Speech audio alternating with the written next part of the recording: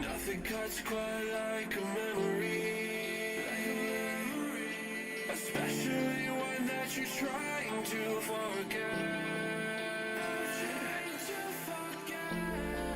But I can't find the energy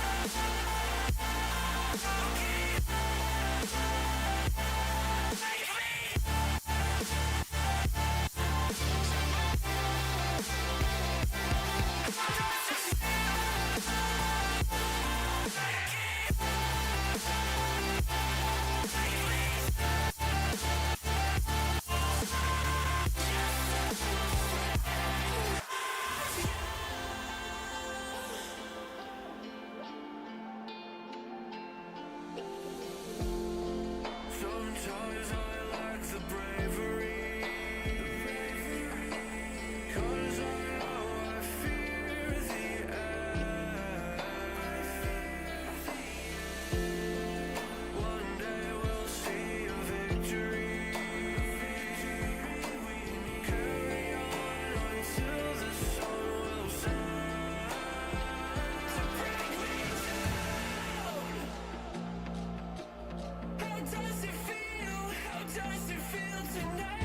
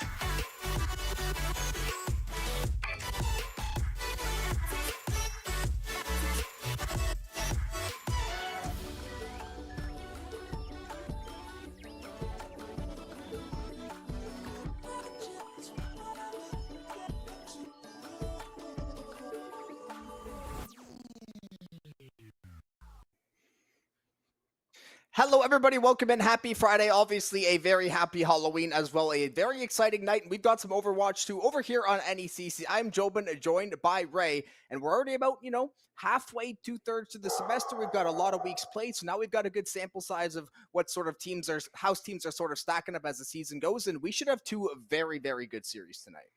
Yeah, as we're getting closer and closer to the end of the season, these games matter that much more for securing those spots in the end of season brackets. So, very important matchup. We will be delving into Division 5, first of all, with the battle of very prolific teams who have very good records. We got Old Dominion University, who is sitting at 4-0, going up against Elon Gold, currently sitting at 3-1.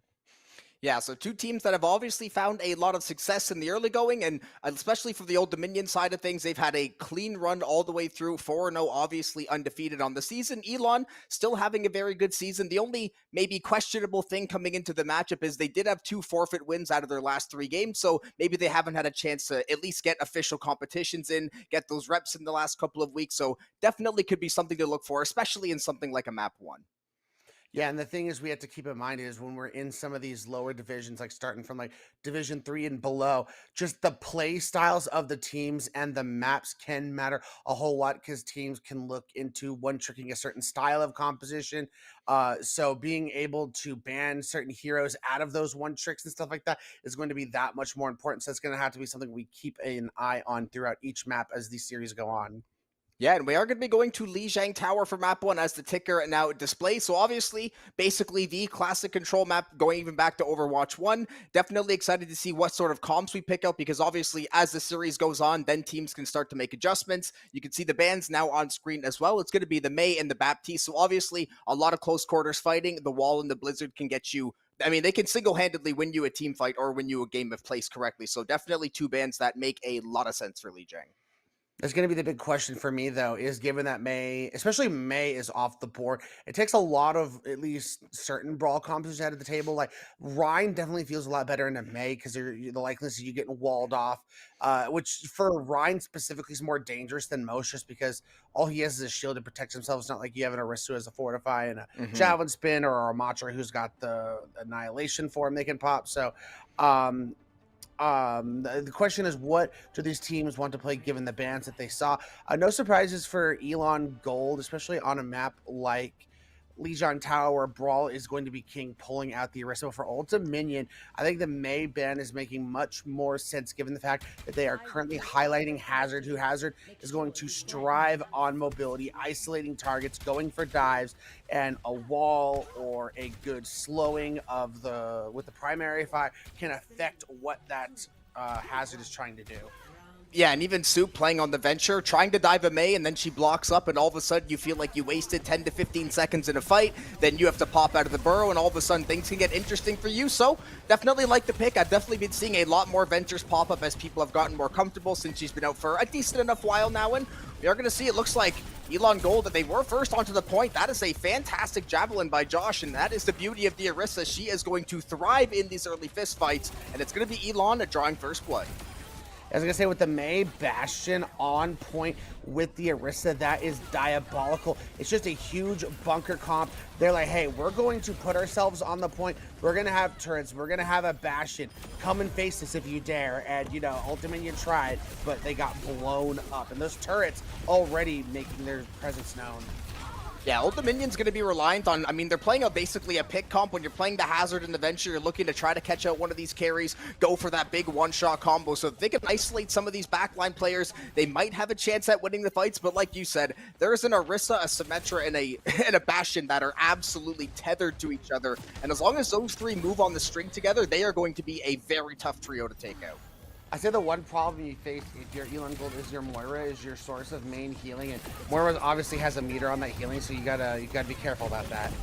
Yeah, Salty's going to go in with the ultimate. Old Dominion seeing if they can at least get something paid off from the investment. They are going to find the pick onto Holdini. No Bastion for the rest of the fight, but the answer was the Coalescence out of Krusty. It at least keeps the rest of the team in the fight for the time being. Just enough time for Josh to land a disgusting combo onto Barracuda. The Hazard luckily able to jump away to safety, but Elon Gold, they weathered that storm early of Old Dominion, and they are still trying to hold serve, but now they have lost another support. Yeah, and that was a good job on the basically forces the jump. So now if you're Barracuda, you can't look to go for a dive for a minute. Oh, but with the sim going down, that's a lot of damage off of the tail, but trades are still coming in. Yeah, the beat drop was that second little effort that Elon Gold needed. At the very least, if they do somehow lose this fight, they're going to have a massive percentage lead. And now we're going to see Barracuda seeing if they can lock down the entire side of Elon, but looks like there wasn't too much follow-up possibility from Old Dominion. So Elon Gold, they are still just running circles around the point, and despite their best efforts, Old Dominion just cannot find a breakthrough. Oh, that's going to be 2 from Wet Soup, but can they make it happen? They're going to get the dig to be able to get those shields and that healing backup, but now a photon barrier coming out from Tempo, but the picks are in. Elon Gold's going to win the fight. Yeah, I think that's going to be the last effort. I do not believe that Cleveland may be enough time to try to play a little stall ball with the Tracer, but obviously this is going to be a very staggered push, and there is an Orisa with Terra Surge online, so the second Josh wants to pull the trigger, they can go do so. Kitsune Rush will at least keep Old Dominion alive for a moment. Floral is literally on 1 HP, and they do drop first blood. Terra Surge connects onto basically the whole team. It is the best zoning tool you could ask for, and I guess they still need 2 more kills to clear it out, but it's looking good. Yeah, the tidal wave blast is going to come in, not going to be able to knock anybody down, but it will be a nice protection. Cleveland going down. Very unfortunate as there is a DC in the match, but you cannot pause, unfortunately. But for Elon Gold, what an impressive first sub map on Lijiang Tower, winning that 100-0. Yeah, from the first fight of the round to the very last one, there was no question about who was in control. They were not able to take down Josh for... I don't even know if they actually took down the Orisa in any of the fights. The tank may have survived every single wave of enemies that ODU threw at them. And Elon Gold, that was some great support. Even the times they would lose the Moira, lose Dreamer and the Lucio, they would just buy enough time for the teammate to come back alive, reset the fight for themselves, and they staggered their ultimates very well at the end. Was they playing the Hazard in that comp's also very difficult. Like, they just had so much damage between the Bastion and the Form. So basically, you have to force out the Form, you have to wait it out, and then you have to go and look to dive on someone like the Bastion before they can get it back up again. Or you go after that Sim. But if that Sim gets that beam charge up, then you're also going to look to get melted. Plus, you know, mobility characters like Tracer and Hazard, they get the turret stuck on them. They're slowed, they can't move. So it really throws things off. I think it was a well-constructed bunker on that point, specifically for that sub-map. We'll see. Lijiang, you know, you can just play bunker on all 3 sub-maps. All 3 points are pretty well suited to doing that, so I don't think they're going to have a reason to change at this point. No, if it ain't broke, don't fix it. That is the old saying, and there is a reason it is true. Elon Gold, they are going to run it back exactly a 1-for-1, and it definitely makes sense. It's a similar style point. There's going to be a lot of close-range fighting, and the way that Elon Gold piloted this comp, I definitely do not see a reason to go for the swap. So, Old Dominion, though, they're going to make a few small variations. Cleveland, at least for the time being, is going to pick up the Sim. We'll see if that sticks, and then Wet Soup hopping over to that true damage dealing hit scan in the Cassidy. Alrighty, let's see how this goes. I will say the Cassidy is going to be, you know, someone with very little mobility. So Elon Gold could look to sink their teeth into that fact, but that's a 2 picks from Old Dominion. That is a fantastic way to get the map going. That is more success than they found basically in all of round 1 here to start off Lijiang. And now, Josh, when you don't have a full team around you, not as easy to get away. And that's going to be Old Dominion clearly winning the first fight, and maybe going to find 1 or 2 more staggers, and they're going to find this capture nice and quick. Yeah, I will say also with the changes they made to the Wuyang, less HP, more diveable, easy to go after. So I think Elon Gold's going to have to be careful about that, because Old Dominion seems to be going after that fact.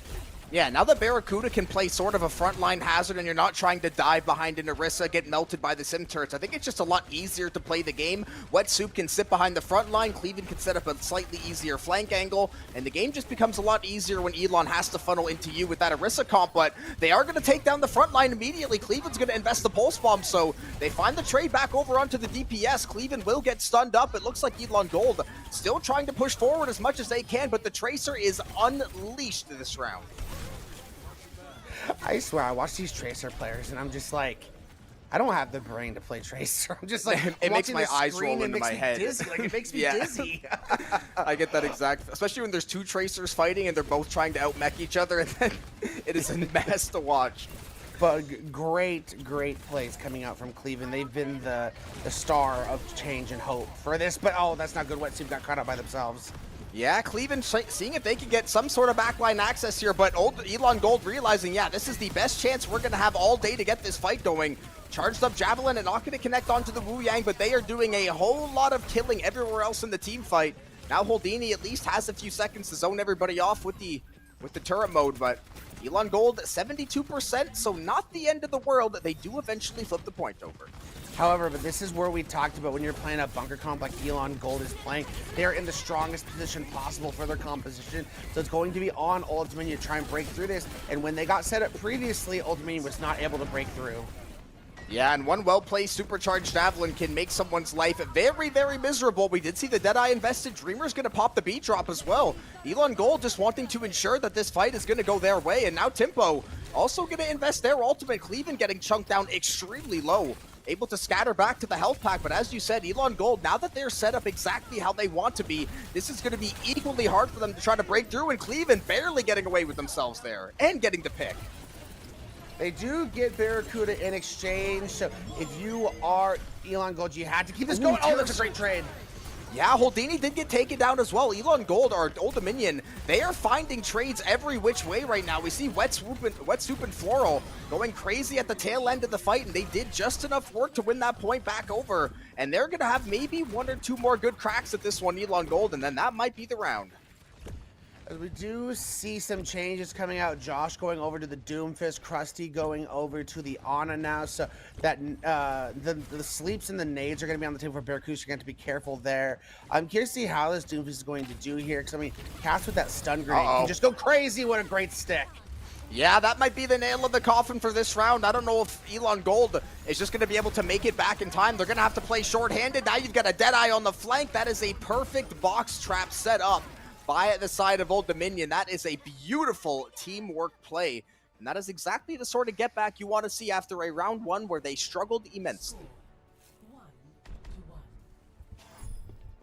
I will say going into the final submap of Lijiang Tower, it is going to be Night Market.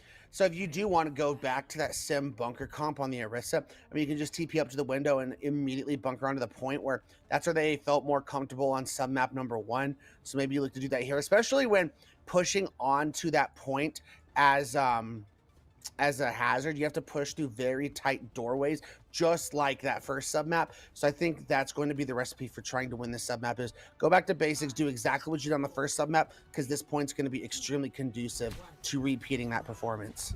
Yeah, and I know we said their name a lot, but give a lot of credit to Cleveland. Round one, they didn't really have as much of an impact as they were hoping for. Obviously, the bunker comp was a little too OP, but that time, 3 or 4 fight-winning pulse bombs or fight-winning picks on key members, especially finding Holdini, I think 2 or 3 times with the pulse bomb alone. So a massive influence on the fights, exactly what you want your Tracer player to get going. And we are going to see Elon Gold. They're going right back to the brawl style, but Holdini yet again taken down by the opposite DPS. Wetsup also having a great game for themselves now. Yeah, the swap over the cast, I was curious about that, but all things considered, it is working out beautifully. It's basically allowing them to be able to poke from a distance and still get threatening damage onto Elon Gold, and we're seeing it work beautifully. As already Josh is getting off the Orisa and going over the Doomfist, which I talked about. That stun grenade is very dangerous, so I don't know if Doomfist is the answer here. Yeah, we still see Cleveland space gliding on the backline with that help from the Wu Yang. The 2 or 3 man game is just absolutely ruthless from Old Dominion. They are not giving Elon any chance to breathe, and sadly for Elon Gold, that is the nature of Lijiang Night Market. If you get stuck in the box back there, it can be very, very annoying and very tough to try to navigate your way out. But if your Doomfist is going to find an early pick onto the Kiriko, this might be your best chance to pull the trigger. I was going to say that's 2 picks for the side of Elon Gold, so they can look to move in. Here we go. Oh, they're going to go in right in. Josh is going to get cleansed out, though, so he's able to land the follow-up combo, and that is why you swap over to the Doomfist. Damage and absolute just break down the front doors, and Elon Gold in the backside of that, they are able to grab the point back in their favor, and not nearly as much damage done this time. And just look at that. I mean, even the Doomfist block just completely negated a stick that they got onto the Doomfist. So it's like, then Cleveland, who's been getting a lot of big plays with those pulses, it can kind of get negated. Basically, you have to now avoid going after the Doomfist with that pulse. Yeah, Wet Soup with the Deadeye. This is a very dangerous place to try to survive a Deadeye as well, especially if Elon Gold gets funneled out into the open. But Holdini swapping over to the Cassidy, instantly finding the value. Both of the DPS from Elon Gold, they find the counterpunch in a big way, and that might be the fight won already. It only took about 5 seconds. They pulled the trigger perfectly where they needed to. And Old Dominion just sent packing on the backside of the dueling Kitsunes. Man, I love coming down into like these lower divisions where we get to see Junkrats, man. I love me some good old-fashioned Junkrat Overwatch. And Timbo's doing a pretty good job so far. Gotten 2 picks in both of these fights. And they're going to have Tire coming up. I mean, obviously, it's not a super high-value ultimate, especially in team play where it can be focused down pretty quickly. But you get yourself in a good position and just fire it immediately. Maybe you get a kill. Yeah, and even if your team can play distraction for a few seconds, you can sneak this Tire in the back door and try to catch somebody unaware. It did try to go for the detonation there, unable to find the kill, but as I said, sometimes the Tire is just as good of a distraction tool as the rest of the team comp, because now the rest of the team, they've got space to move and groove around the team fight. Dreamer and Josh, they were absolutely cooking at the front line of Old Dominion, and now they're the ones shoved back into spawn, basically, and they are running out of time. Yeah, they're only going to have one fight. It's going to be a staggered fight as we see Josh going all the way back to the spawn room, going to force the ultimate out just to make sure they can get out, which is find a Daddy, but an isolated Cassidy out the high ground might get taken down. Yeah, and the Dreamer still has the beat drop as well. Looks like Josh a little bit disconnected from the fight. Now, Elon Gold, they do have the beat drop. They are going to invest it early, but the kills are going to go the way of Old Dominion in the early going. Maybe Josh going in too far possibly was the reason that this point may flip. We do see Timpo doing so much work on the Junkrat, at least to keep the fight alive. But yeah, that overstep on the Doomfist, that is the reason Old Dominion keeps the map going. Wow, insane. And they get the Doomfist back and they get Barracuda. This might not be over yet as they have the numbers. They are going to flip this point. Do they have a touch? Overtime on the board. Cleveland doing their best to stay alive. Pulse bomb in the back pocket. The name of the game is survival until the team can show up. They are going to find the kill onto Wet Soup early on. We see Holdini get a nice load of healing from the backline, wins the 1v1. And Elon Gold fighting tooth and nail, but they're going to take map 1. Yeah, great series out of both these teams so far through map number 1. This is kind of what we expected, an undefeated team and a one-loss team. The only thing you kind of, were pausing, not necessarily like, questioning, but you're like, hey, they do have 2 forfeit wins. You're not be able to get those reps in, might, be to their detriment. But I mean, so far, so good. I will say though, this bunker comp they are playing, not going to be super conducive to playing on other maps, take us to Gibraltar. There's no way you're playing that composition. So I think these map choices going forward for Old Dominion are going to be very important, as well as the bans on both sides. Like, I feel like a Tracer Cleveland ban has to be coming in at some point if you are Elon Gold. But banning a hero like, I don't know, the Bastion at some point, or the Sim, if if they have a map choice, you take us to a map that's very sim heavy. So I think these are just things we have to continue to look out for going forward in the series. Yeah, I wouldn't even care what Cleveland's necessarily best hero is. I would respect ban the Tracer, at least for map 2, and then if they do swap over to the Cassidy or they go and play something else in Wet Soup, maybe adjust, then you can make another call after that. But I think a Tracer respect ban, because Cleveland, the second they started popping off on the Tracer is when the game completely shifted on its axis, and we saw Pulse Bomb after Pulse Bomb. The DPS had no chance for the side of Elon for a while, so I would expect that ban to come through, but obviously, as you said, depending on what map they want to go to, what kind of comp they're thinking, are they going to be stuck in their ways of we have to play a certain style, which could definitely be a bad thing on some maps. So at least Elon, you get out with a nice win, and I'm happy to see them play very well in map 1 after seeing that, not that it was their fault, but didn't get to play matches the last couple weeks.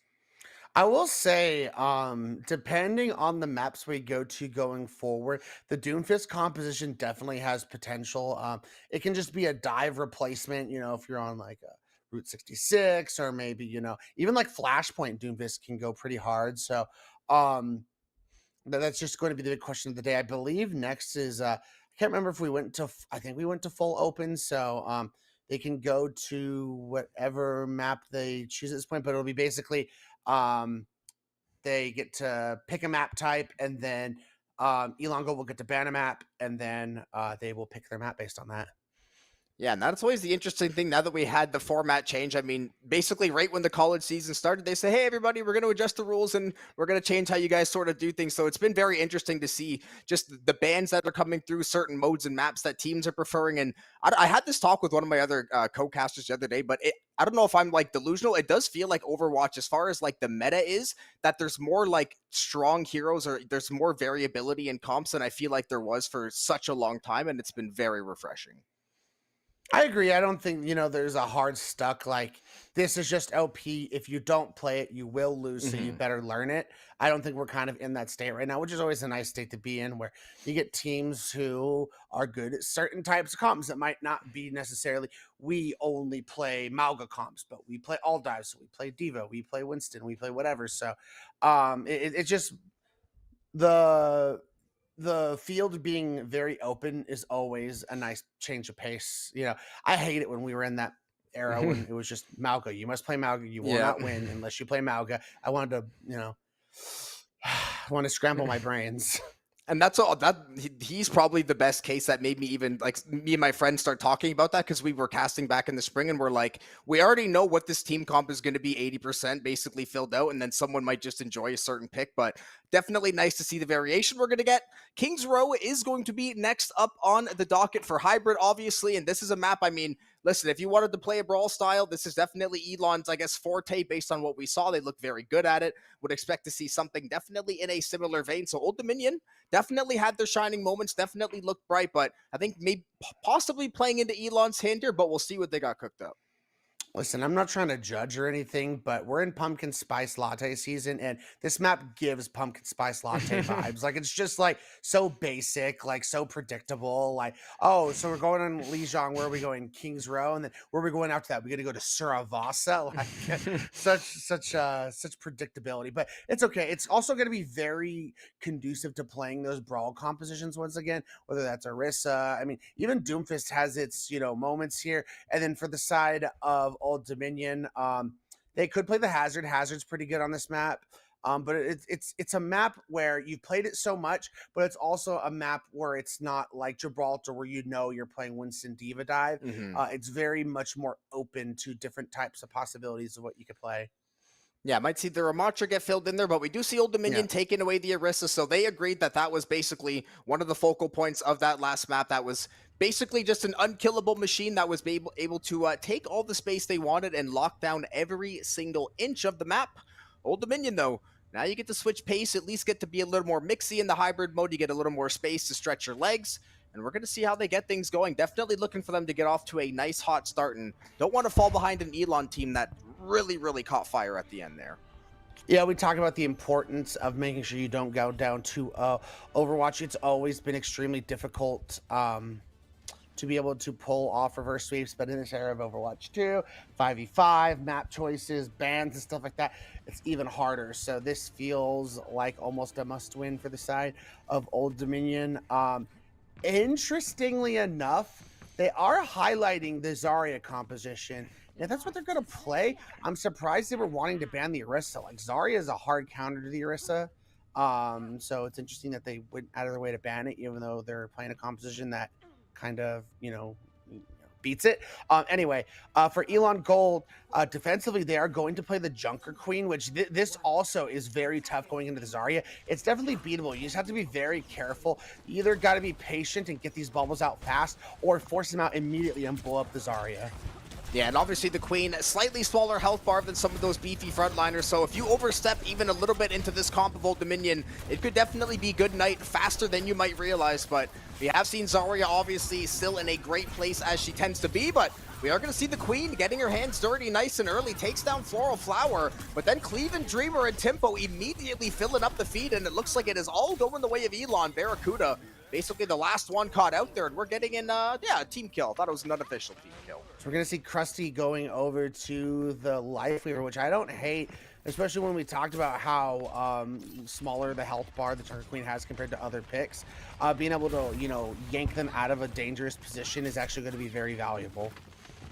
Yeah, I definitely agree, and I do like to see if they're going to commit to a switch, commit nice and early before you get to 80% and the fights look a little bit weird. Just switch the off button right away, go to the next comp, and at least you can reassess, get that Tree of Life online nice and early, and Now Cleveland the one being the victim of Holdini. We saw that fight going the other way several times over on Lijiang. This time though, Old Dominion wasting no time taking everybody out off the point. The ante does connect onto Wet Soup and they're going to burrow away as far as they can, but it is ultimately going to be a reset. They will make it back to spawn, and Elon Gold still looking good.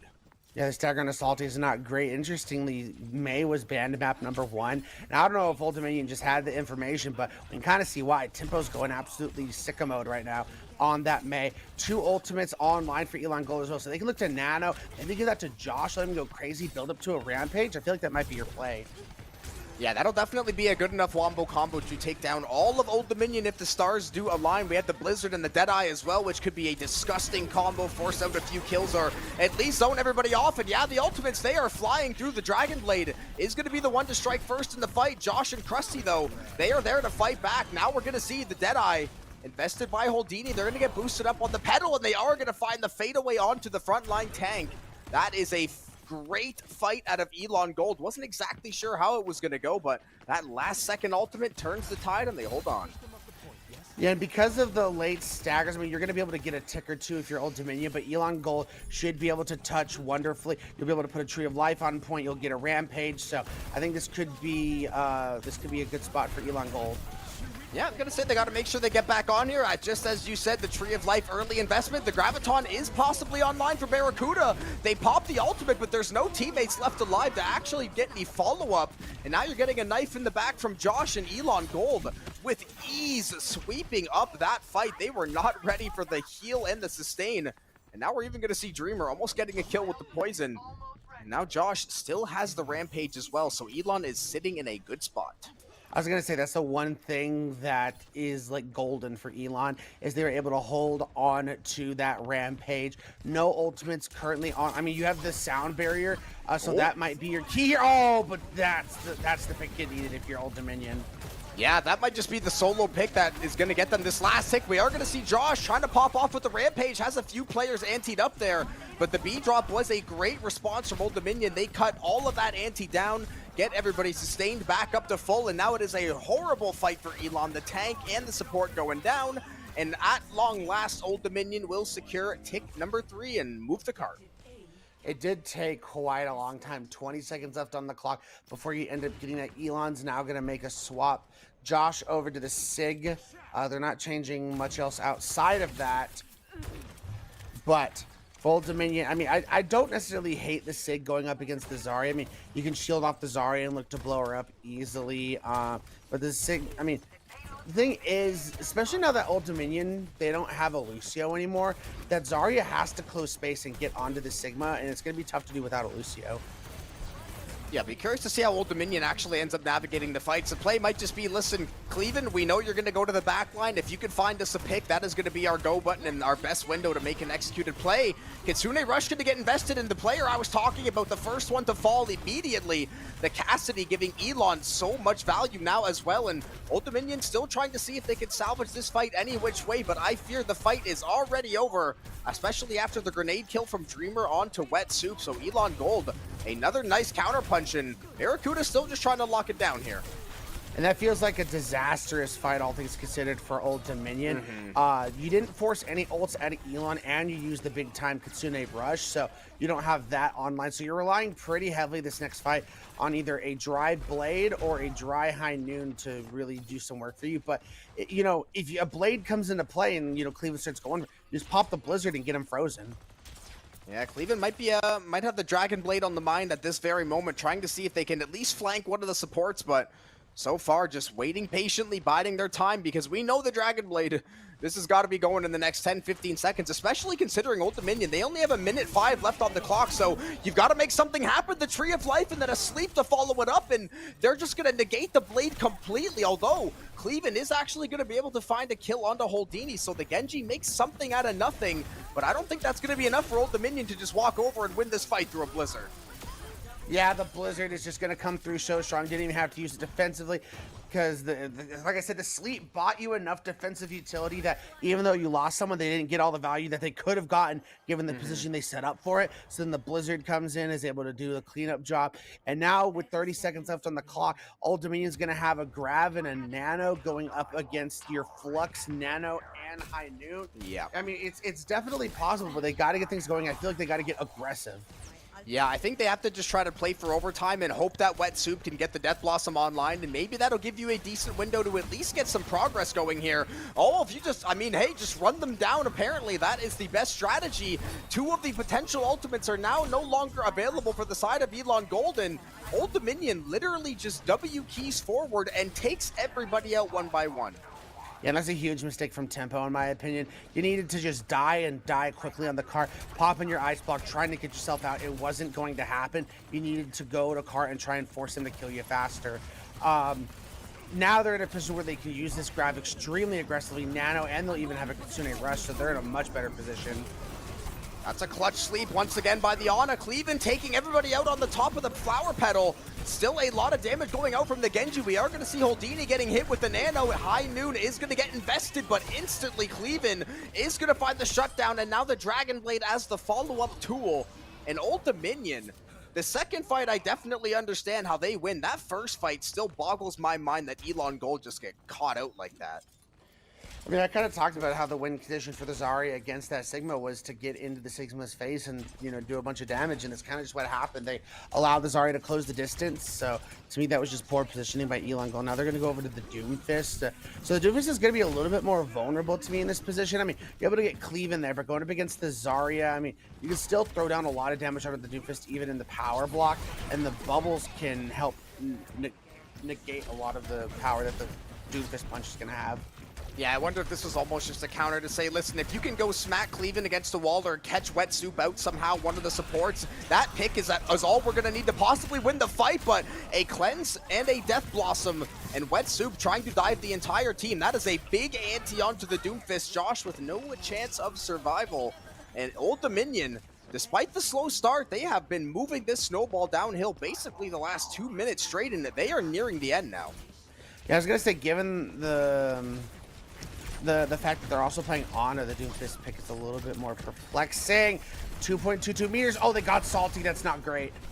Yeah, we do see both of the supports now down, so I don't know if Old Dominion's going to have quite enough to finish the map. And granted, although I don't want to speak too early because the Genji is finding kill after kill, Blizzard is going to be invested from Timpo, and I do believe that may be enough to finally clear the point. And even though Old Dominion doesn't get to finish the map, where they started and where they finished, they have got to be smiling. Yeah, I will say, considering, you know, how that first point went, to basically get it to where you were very, very, very close within, you know, maybe a foot of getting that third point delivered, you know, hands down to Old Dominion. The big question for Elon, I mean, you have your win condition set. Essentially, you got to complete all 3 points on King's Row. And I mean, based on how that first point defense went, I mean, if you just have a little bit more time, get that first point defense, that first point capture just a little bit faster, you could be in a position where you might be walking out of here with a 2-0 victory.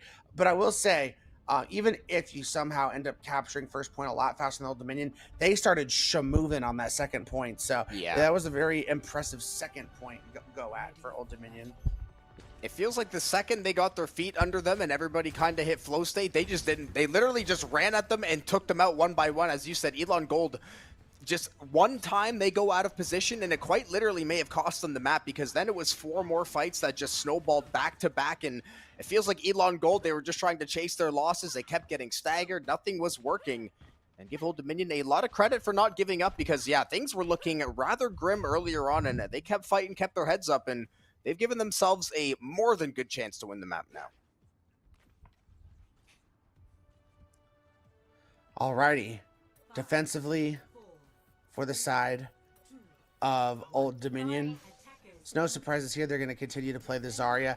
They will keep Wet Soup on the Reaper. That was a mid-map change they ended up making, which ended up working out well, so no surprises there. But we will see that Ramatra coming out offensively for Elon Golden. They're going to pull out the Mercy for the first time today. Oh, and Holdini gone before the round could really even start. The first bell had barely rung, but speaking of the Mercy, that is half the reason that you want to bring her into the fight. You can pick up that DPS right away, no time wasted, but the Kiriko of Old Dominion is just killing every single player on the backline. Anyone with a small health bar is victim to the Kiriko. Elon Gold still trying to swing their way out of this one, but the tank and Holdini both a little bit low on HP. This is looking like a bit of a rough fight for Elon. Yeah, the big question is, can they turn this around? They got the better spawn, so they just be patient, you know, bide their time. They might have an ability to look to re-engage quickly and look to find a quick pick. Yeah, Cleveland's Dragon Blade is also maybe about 15-20 seconds from getting online as well, so Old Dominion, they can even pull the trigger a little early if they want, try to get Elon staggered back a little bit longer. So right now the fight relatively even as far as things go. Holdini though trying to work this backline, just running at the other team, eventually does find one. Cleveland will find the trade though, so Old Dominion, they are just answering back. And the blade already out for Cleveland's going to slice and dice and get everything it needs to get. I was going to say you made a fair trade for the Kiriko for the Cassidy, but with that already coming in and wiping everyone out, that's just going to be a clean slate for Old Dominion defensively. They'll get their players back. They'll have their support ultimates online, so they'll be able to look to play this very much more effectively instead of having to play more defensively while they get their players back. And the flank onto Krusty goes down. Feels like they're not getting a whole lot of value out of his Mercy right now. Yeah, unfortunately, that can it can be feast or famine. You're either giving someone the damage boost, they're popping off, you're finding a res, or you're basically getting targeted in one shot by one of the DPS. So definitely a bit of a rough start. Holdini, Deadeye is going to get invested. The beat drop will be the response to try to keep everybody staying alive. Now Timpo is going to slam down the ultimate as well. So Elon Gold, this is going to be a heavy investment. Still have a nano and an annihilation though, and now they're going to find a first tick. Second tick not quite going through, and now your Ana is dead before the nano can actually go through, so this might be a little bit rough for him. It is, but the Annihilation's going to come out and it's going to find the Kiriko. They're still alive on point, and they get the Lucio, so no more supports available for Old Dominion. Oh, I thought Josh would maybe get taken down that last little bit of sustain on the Annihilation. They were maybe at 200 HP, but they do live on to stay in the fight. Cleveland, the only one left to swat away. And Elon Gold, 3:45 on the clock in a beautiful team fight without the nano even. Yeah, essentially they're going to be able to get that point about a minute faster than Old Dominion did. So they will have to still keep things going time-wise. But because Old Dominion didn't finish, you just got to make sure you just consistently keep this going. I feel like you just got to make sure you give yourself ample time on third point to be able to make sure you secure this win. Yeah, first few fights for Elon are not going to be super fun. You've obviously got this Graviton, you've got the Death Blossom. These in tandem can basically wipe everybody off the map. There is the Death Blossom. The Onanade, not nearly enough healing to keep those two players alive. Timpo and Dreamer, they will both fall to the hands of Wet Soup. And now the Reaper is running every single person down. That is 4 kills in about 5 seconds, and Old Dominion wiping them away. They did lose their Lucio, so they might have to play a little bit more passive and look to re-engage. I say that, but getting Holdini there might be everything they could hope for. Okay, I was going to say, do they punish him? They do. Yeah, unironically, I think Old Dominion's strategy of, hey, what if we just ran at them and left and right clicked seems to be working out very nicely. Going back to the last round and even now, they're just sending Cleveland and Wet Soup to face check 2 to 3 players, and it feels like it's working every single time. It is a great shield placement, and there's the nano. What can they do with it? It force out a lot of bubbles, a lot of cooldowns. Yeah, and Holdini's going to pop the Deadeye as well, just to make sure that nobody is able to try to contest this Ramatra. So, once again, Elon, they're timing these cooldowns very well with each other. They're isolating targets, take down the tank, you get Salty out of the fight yet again. And as we said, if they're able to get a nice run here and take this second time bonus relatively quickly, they're going to be in fantastic position to answer what ODU was able to pull off. However, they will be facing down both support ults and a Grav Blade, so that's a tall order to deal with. Yeah, they're going to have to see if they can find a pick possibly, but you don't really have a chance when the fight starts like that. Old Dominion, Wombo, Combo, Blade, Graviton, just as we were keying it up. That is Cleveland with the quadra kill, the only player left taken out by Wet Soup, and Old Dominion answers back with the team kill. And still, support ultimate still online for Old Dominion. I'll say the one neutralizing thing for Elon Gold that can help them get this is going to be that that photon barrier that's going to be online. It can just, you know, obviously split the map in half and just give you a big shield to work with. Here we go. Yeah, split the map. That's going to happen right now. And as we said, Old Dominion, both support ultimates, they are both ready to rear their heads. You know, they're just waiting for the perfect moment. Kitsune Rush is going to be the first chip to fall. And we do see Josh ticked over to the Annihilation. So if Elon can stay alive for this first part of the fight, and they can at least manage their way through the B drop, they might have an angle to try to walk Old Dominion down. But as also, Wet Soup build that Death Blossom a lot closer to being online than I already thought. And right now, Josh is attempting to break through the front line, but just not able to, and the Reaper is going to get taken out. Yeah, that sound barrier will get popped in response to that Annihilation. Question is, do they have the damage to get these kills? Looks like the answer is yes. I wasn't sure if Salty was maybe able to scoop back over to a teammate, but that is not the case. So a minute 51 on the clock. Elon Gold, I believe 2.22 meters short were Old Dominion, so they've got to go a decent little bit still, and obviously the end of the map typically going to be one of the harder sections, but they've given themselves more than a fair shot.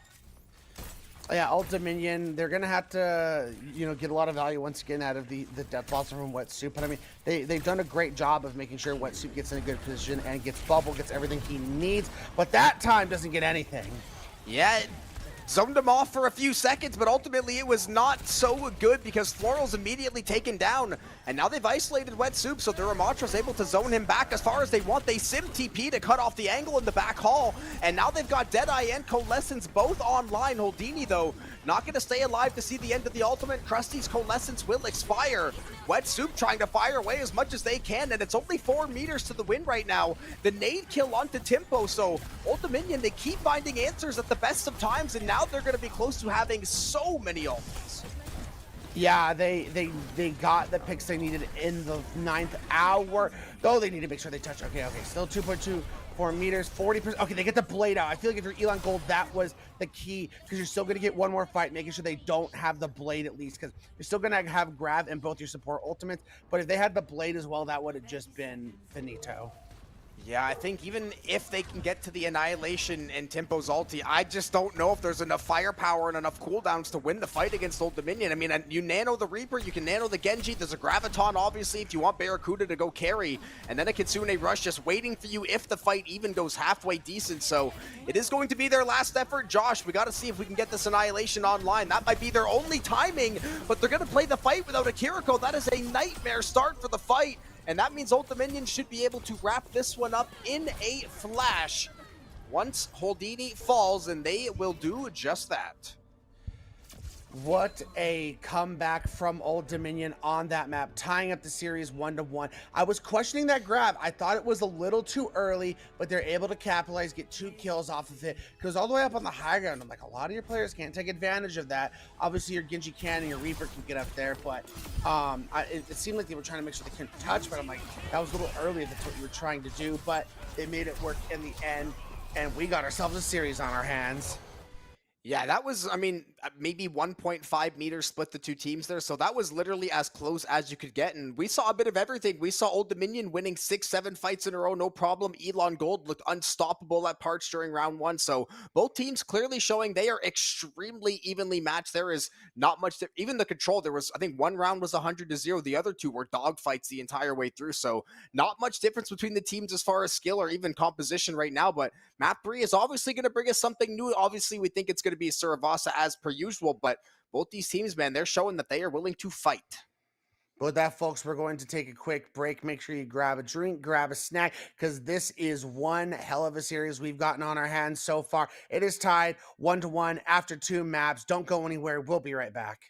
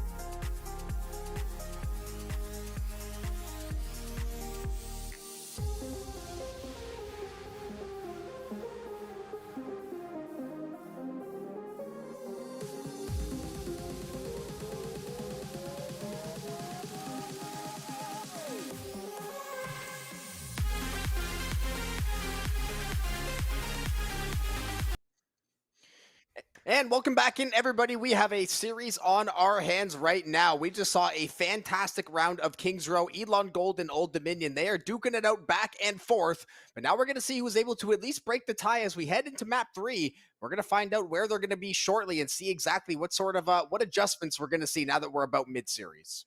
Yeah, I'm very excited. Both teams have showed their potential, their highlights. Both maps have been extremely close and down to the wire. So, how do these teams adjust? I mean, now Elon Gold's going to be able to pick the map as Old Dominion because then the Kings Row was able to get their revenge. So, where does Elon Gold want to go? Where do the bands go from here? A lot of questions to be answered, especially in a series that is this close. So, those minute details can matter a lot for who wins and who loses.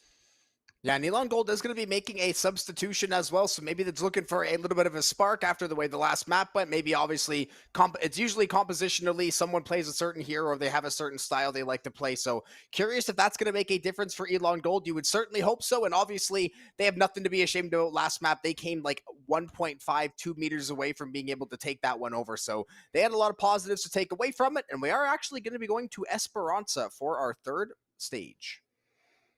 Yeah, I'm a big fan of this push map. I feel like a lot of people have almost kind of forgotten about it because, everyone loves Runasapi and the glass is removed on Colosseo now. But Esperanza to me is when they really started to figure things out when it came to these push maps. I think it's well designed. I do think controlling that high ground in the mid area is going to be of extreme importance for both these sides. No surprise for Elon Gold banning out that Zarya, which was so prolific for Old Dominion in the next one.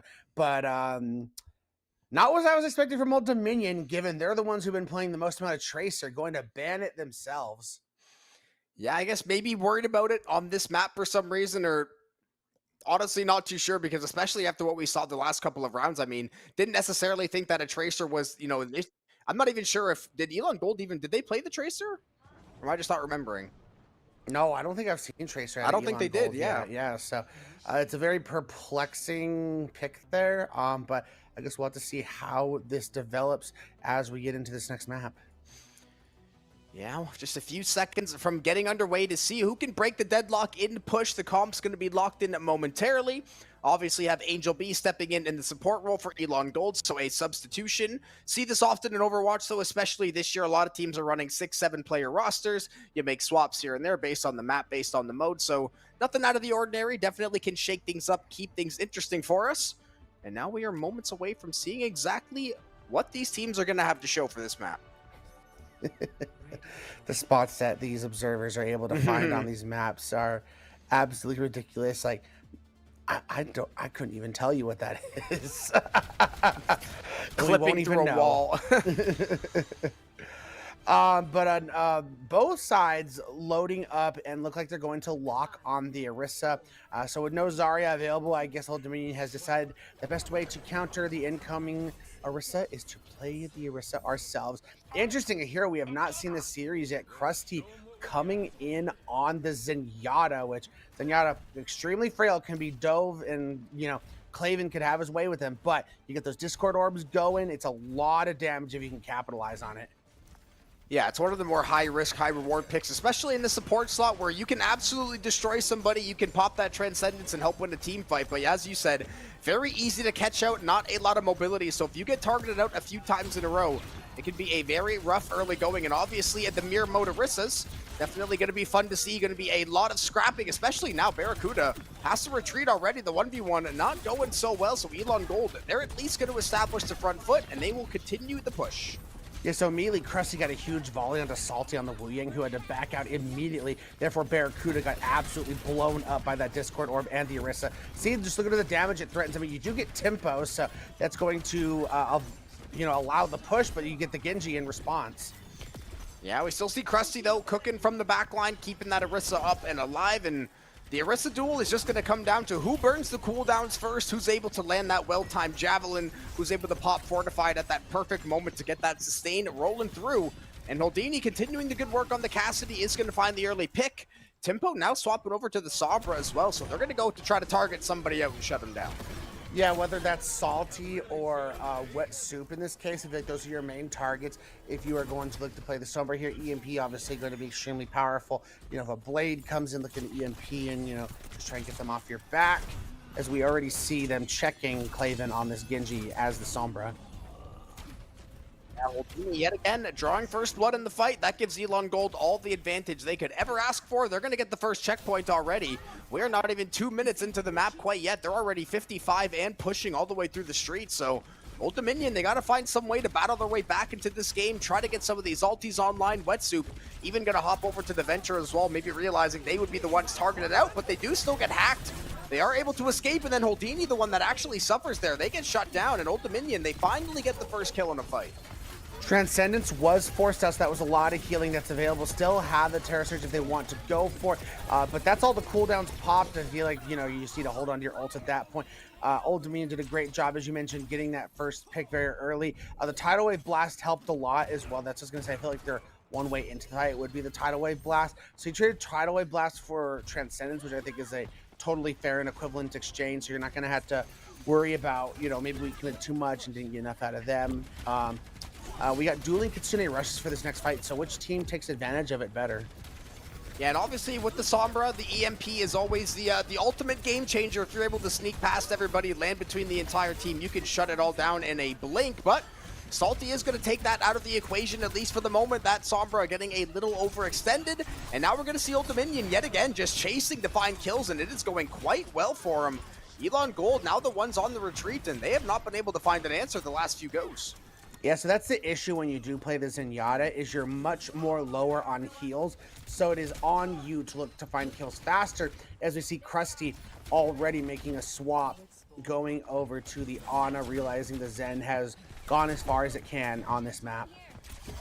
Yeah, just a lot harder to find value, especially with the Zen. As we said, high risk, high reward. Yes, you can do a ton of damage, but you are very, very vulnerable. And now Old Dominion, they want to continue the push. Barracuda is going to get hacked up, but the Terror Surge will be the answer. Houdini able to escape, but only for a moment. Cleveland was there for the follow-up, and now the Genji taking over the whole team fight. And that Terror Surge definitely felt a bit desperate, and Elon Gold, they will pay the ultimate price.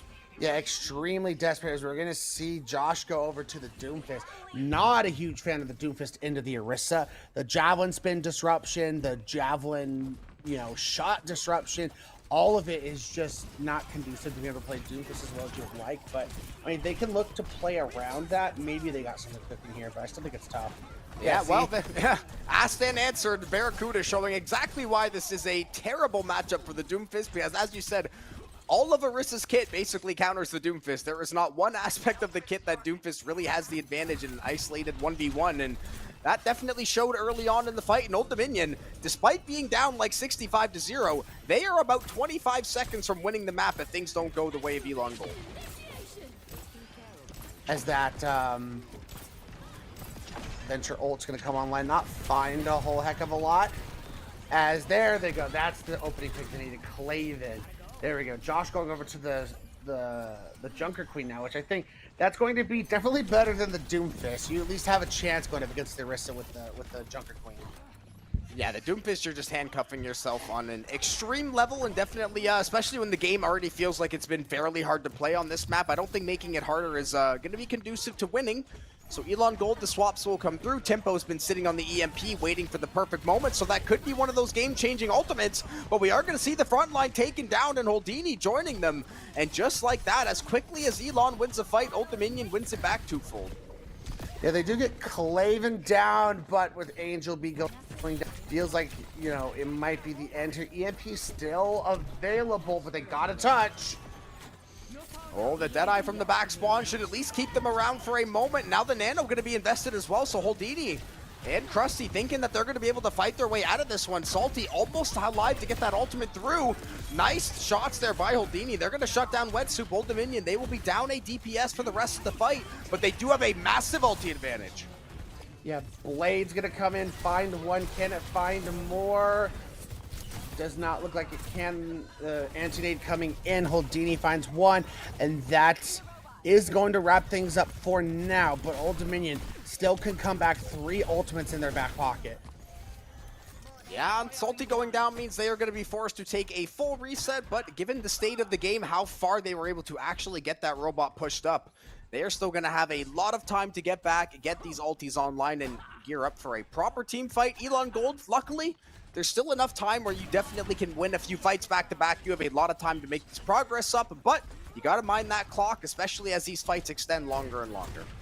Yeah, I feel like if you're Elon Gold, you have to get huge amounts of value out of your Kitsune Rush. I feel like you got to win one fight with just your Kitsune Rush, win another fight with just your Rampage. Like, it's going to be tough sledding.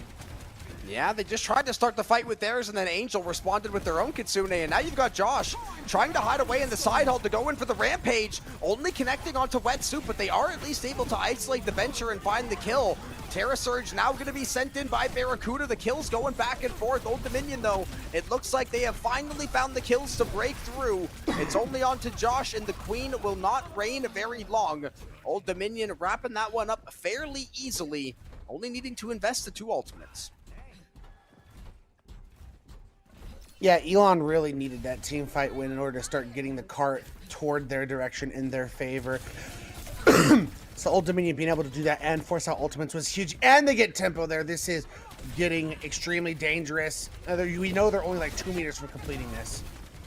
Yeah, and Wet Soup's ultimate is going to be very annoying to deal with when the time comes, and it looks like the time is right now. Salty's going to invest theirs as well. Josh is just being zoned off, can't really connect with the rest of the team, and that means Holdini can be isolated by the Venture, and now she is taking everybody else down in her path, and that is enough space for Old Dominion to clear to take the series lead. And put them on to series point. So now you're in a situation where now you're in the driver's seat, starting down 0-1, winning the next 2 maps in a row. Now all you gotta do is make sure you bring it home with one final map. It will be Elon Gold's map choice, but I mean, this was their map choice, and they absolutely dominated. I mean, it was a shaky first start, but as soon as Wet Soup went over to the Venture, it felt like everything snapped into place.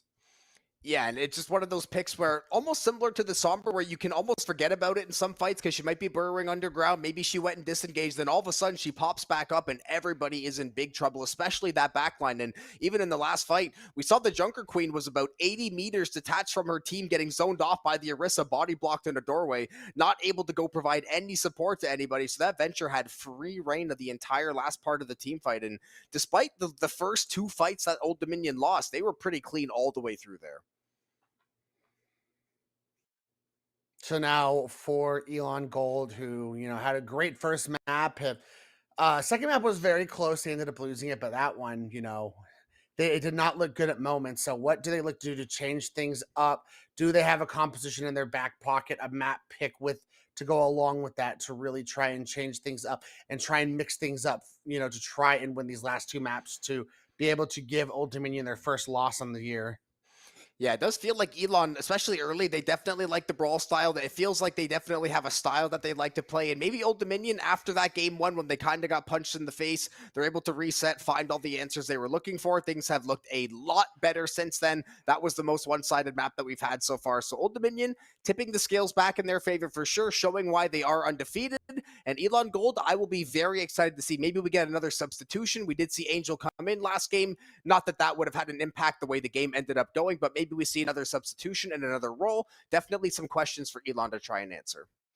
Yeah, I will say, I felt like, the swap over to the Sombra on the last map felt a little premature. Like, you were doing well, the fights are going well. Like, yeah, you were the one person who died in that fight, but your team was able to win the fight. So I was very surprised that immediately they just wanted to give up on it and go over to the Sombra. And I don't think it had the impact they were hoping for. Like, they kind of played a little bit of distraction. They never really got a lot of value out of EMP. It felt like, other heroes could have gotten different jobs done a lot better than the Sombra was.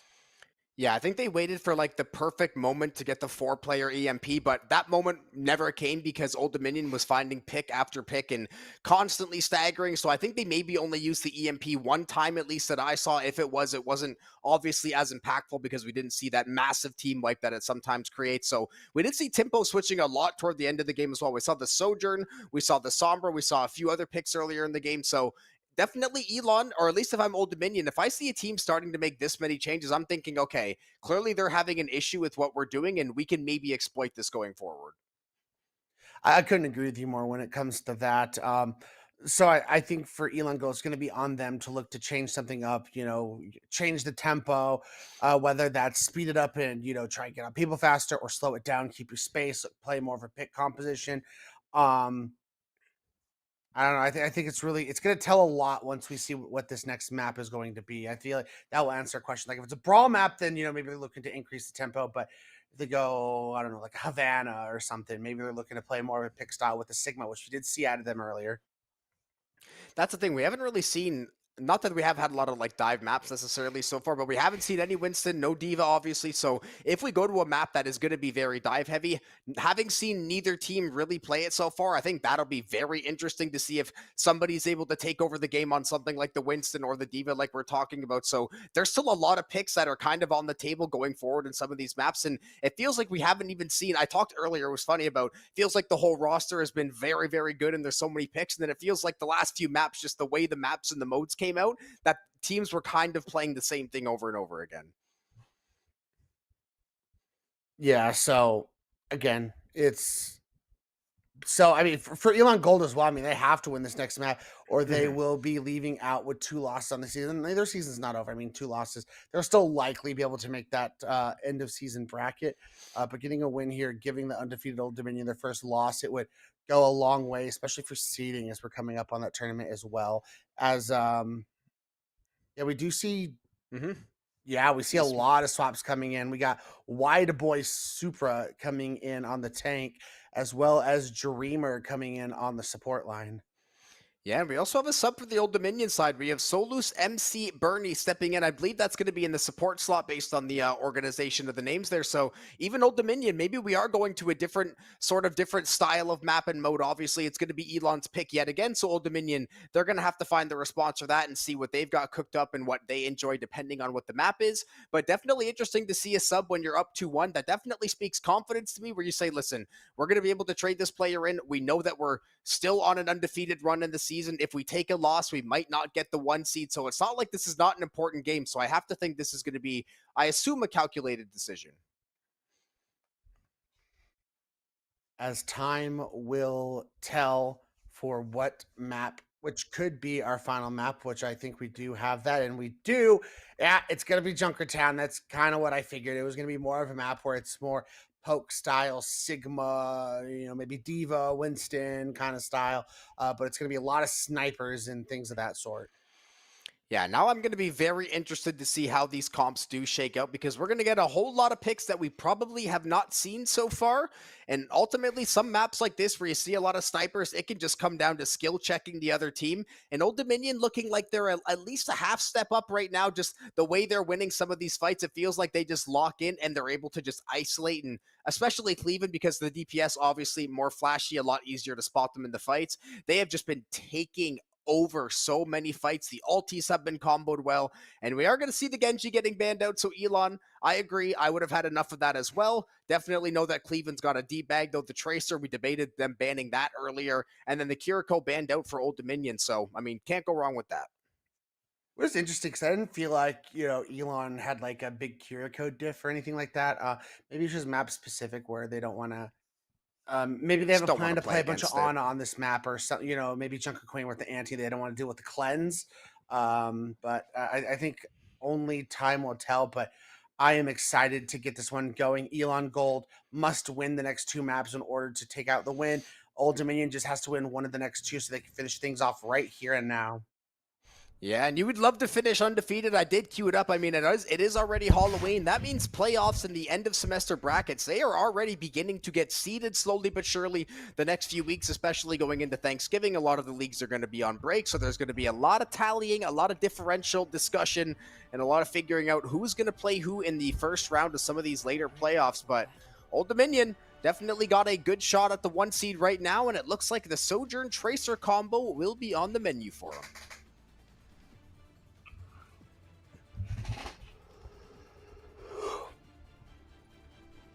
Like Junker Town, where a lot of high ground, a lot of sights, a lot of snipers. It's not surprising to see hit scans coming out on the table.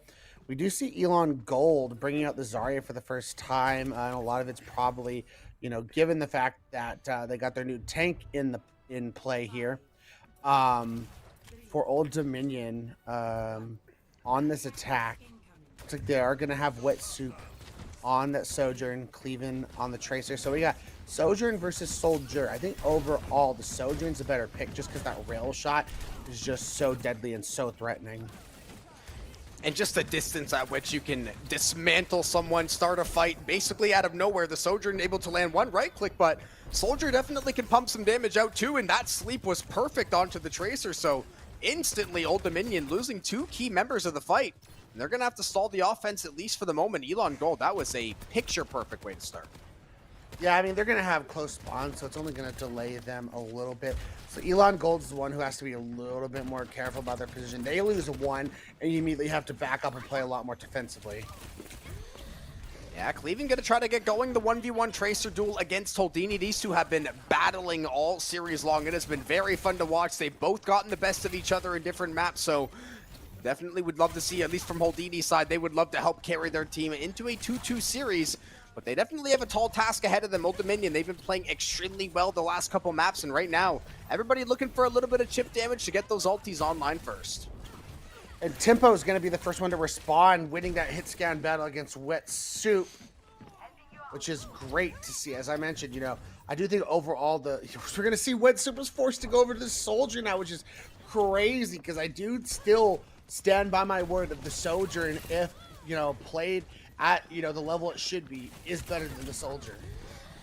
And especially on a map with some high ground, I think the slide jump is just great for getting you behind cover, getting you repositioned up to another perch where you can pop off with the overclock. So I think you get a little more creative expression. Obviously, if the Soldier can walk up and pop the ulti and shred everybody, that is going to give you just as much value. And doesn't matter what pick Wet Soup goes on, Tempo just has their number. And now Salty's getting ripped apart with the pulse bomb, so Elon Gold, it's about a minute and a half, 2 minutes of basically perfect defense so far. Yeah, they have been picture perfect. Gonna have a Tree of Life, gonna have a Tactical Visor. They got a lot to continue to push in. Wet Soup now just going to abandon the hit scan and go over to put the Venture in the bag, which we've seen it be extremely successful throughout this entire series, so it's no surprise that that's what you fall back on. And I mentioned it on the King's Row, where if I was Old Dominion or the last map and I saw Elon making as many swaps as they would on DPS, that would definitely make me a little happier. But now it's Old Dominion's DPS that simply cannot decide what the best option is. That is a Nano Zarya. The sleep is going to connect onto one, but now the counter sleep to at least shut down the Nano push for the time being. Elon Gold, I guess the Zarya 1v1 here, but they've got a little healing from the Moira, the rest of Old Dominion there to support as well. And this is the farthest they've gotten things so far. They're taking a good amount of space, and now they got the pick to start the fight. Yeah, they got Wet Soup on that Nano, and Nano Adventure is just absolutely just disgusting. So much damage, so much potential just finding one shot. The Tree of Life is providing a lot of utility healing, but the disruption that Drill Dash just gives is able to get that kill on the Dreamer. Yeah, and yet again, Old Dominion, they struggle for X amount of time, and then they decide to walk forward, and things start going their way. We see Tempo trying to salvage the fight with a Tactical Visor, instantly cut down from the high ground. And despite the trouble early on, Old Dominion, they do eventually get the time bonus. Yeah, they had roughly 30 seconds left on the clock when they ended up getting that, but it seems like they have, whenever their backs are against the wall, they go, all right, Wet Soup, just play the Venture. Like, they have a hard time dealing with it. And it seems like that came through once again. And, you know, they did end up using that Tactical Visor and stuff late, so they're not going to have a lot to be able to work with here. And they'll have a grab, but Old Dominion can respond with one of their own. Yeah, grab Pulse Bomb, basically the only options they're going to have. They are actually going to fire the grab. Barracuda trying to see if they can catch anybody out, but I don't really know if that was necessarily the best idea, especially nobody was really there for the follow-up. The fight doesn't look that good. And it was more of a cosmetic ult than anything. You didn't even find the kill onto the Lifeweaver. And now the Pulse Bomb's going to go wide for Holdini. So both teams missing a few key cooldowns, but it is going to be Salty finding a big nade kill. Yeah, and you know, they're able to continue that momentum, get tempo as well, so no DPS available for Old Dominion. But I do agree that grab and Pulse basically got totally wasted. They got zero value out of that, but they were still able to find picks outside of that fight. And now they're going to grab Wet Soup, who was ulting, which I don't think that's necessarily a bad use of that.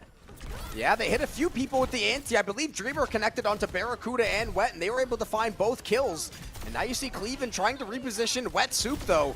This Venture, as you were saying, literally just carrying every single team fight now. Every single time it looks like Elon may have the edge. This Venture finding 2 or 3 in response and still alive and still wasting some time, but gotta be careful of the firing squad approaching quickly.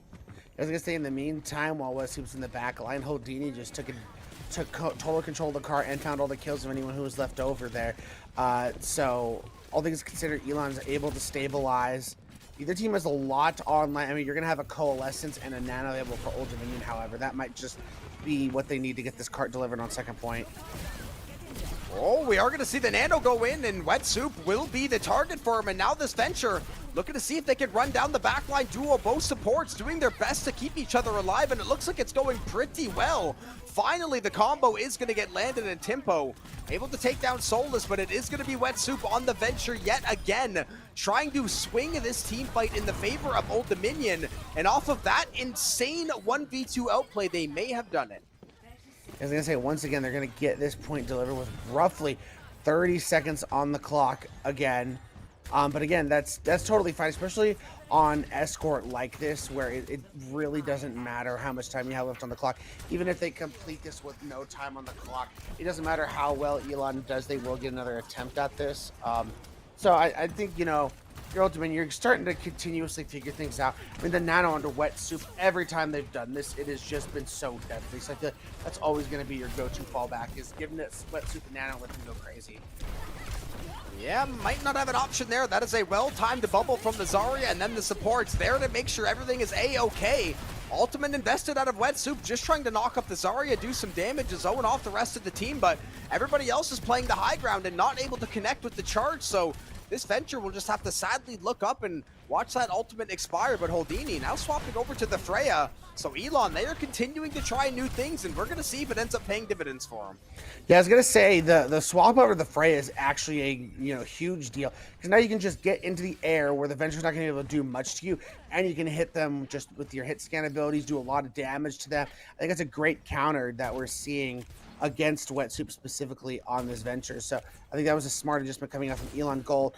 Now they've been able to build up some of these ults to match what Old Dominion has for this next fight. 30 seconds and counting, so this could be final fight on this payload for this third point. Yeah, Super very, very close to the grab. Barracuda obviously has it online already. It is going to be Pandemonium on the point, and there's the Graviton to get the fight started. And before Elon can hardly click a button, they are all rolled out on a stretcher, 5 dead in the feed. No one able to even click the ultimate key. I was going to say, that's the one thing that Ultimate has not been afraid to do, is get aggressive, use these ults quickly. Elon Gold's been a lot more passive when it's come to their ultimate use. I think just a case of analysis by paralysis. You try to wait for the God tier ultimate, you wait till the stars align and everything is perfect, and then ultimately you get taken out and things don't go your way, and now the Deadeye is going to get done and dusted. Wet Soup's able to take down the Cassidy. There are low health bars all across the Elon side, and Old Dominion, it seems like a formality at this point, but they're going to close out the show. And now, if you are Old Dominion, the win condition is set. All you have to do to come out of here undefeated after week 5 is stop Elon Gold from capping all 3 points. Your Elon Gold, not only are you going to have to look to cap all 3 points, but you're going to have to win this in extras. Yeah, it is going to be quite the journey for Elon to try to fight their way back, A, into this map, and then B, obviously, there will be a map 5 if they can somehow close the distance here, and definitely a tall task ahead of them. Old Dominion, every time it feels like every other fight, Elon fights back with everything they have, everything looks perfect, and then Old Dominion just walks forward, clicks all their buttons, and people just get destroyed. Even the fight before, Elon, I mean, yeah, we talked about just not using ulti, not even one person panic ulting, just no one even thinking about using them before it was too late. And Old Dominion, when they pull the trigger and go for a snap engage, they know, they have shown that they will take Elon out in 5 seconds, and Elon does not have time to think about whether they want to use their stuff. It all could come down to this attack coming out of Elon Gold.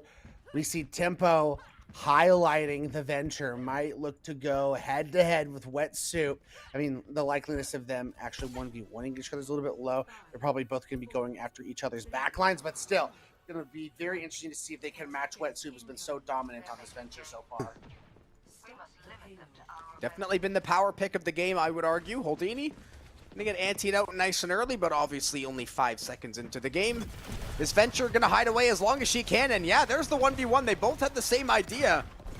And now they're both gonna pop out at the same time. Wetsup is gonna have to go for the disengage back behind cover, and the rest of Old Dominion, they will regroup on the DPS, and they will assess where Elon's coming from. Y'all know that was not too bad of an opening game. And Tempo's gonna find a Solus MC Bernie on that Moira. I think, again, Tempo has been like the big flex of the night, showing what they can do on a lot of different heroes, and now they pull out the Venture, and they're looking really good. Yeah, showing Wetsup what's up and showing all of Old Dominion what's up in general. 49, 50% already on the ultimate as well. Wetsup is finally going to win the 1v1, so a big pick going back the way of Old Dominion, but at least a nice little kickstart for Elon Gold. They're able to get a little bit of progress. Salty is able to shut down the Tracer though, so the progress may be halted sooner than later, as we see Barracuda just trying to cut down these sim turrets and get through the front line. Yeah, that healing pylon from The healing, yeah. The healing My brain pylon exploded. No. I was gonna say, because I was gonna talk about how Angel B has swapped over to the Alari on this, which again, it's another support who also has the ability to do the hit scan, so lots of space to be able to work with, and then you can set that pylon wherever you want to just get passive healing to whoever needs it. So I think it's a pretty good pick on this map. And I think just another pick to basically stay away from Wetsup. You can hop up into the sky, you can go aerial, so I think another one of those picks where basically just a play safe angle, although Wetsup trying to go 2v1. Your Timbo's low on HP despite the bubble. I was going to say that has got to be a win for the Old Dominion DPS, and it was a easy one. Tracer, no choice but to retreat and Holdini, and now Old Dominion, they have dug their heels into the dirt, and they are not really giving much space to Elon.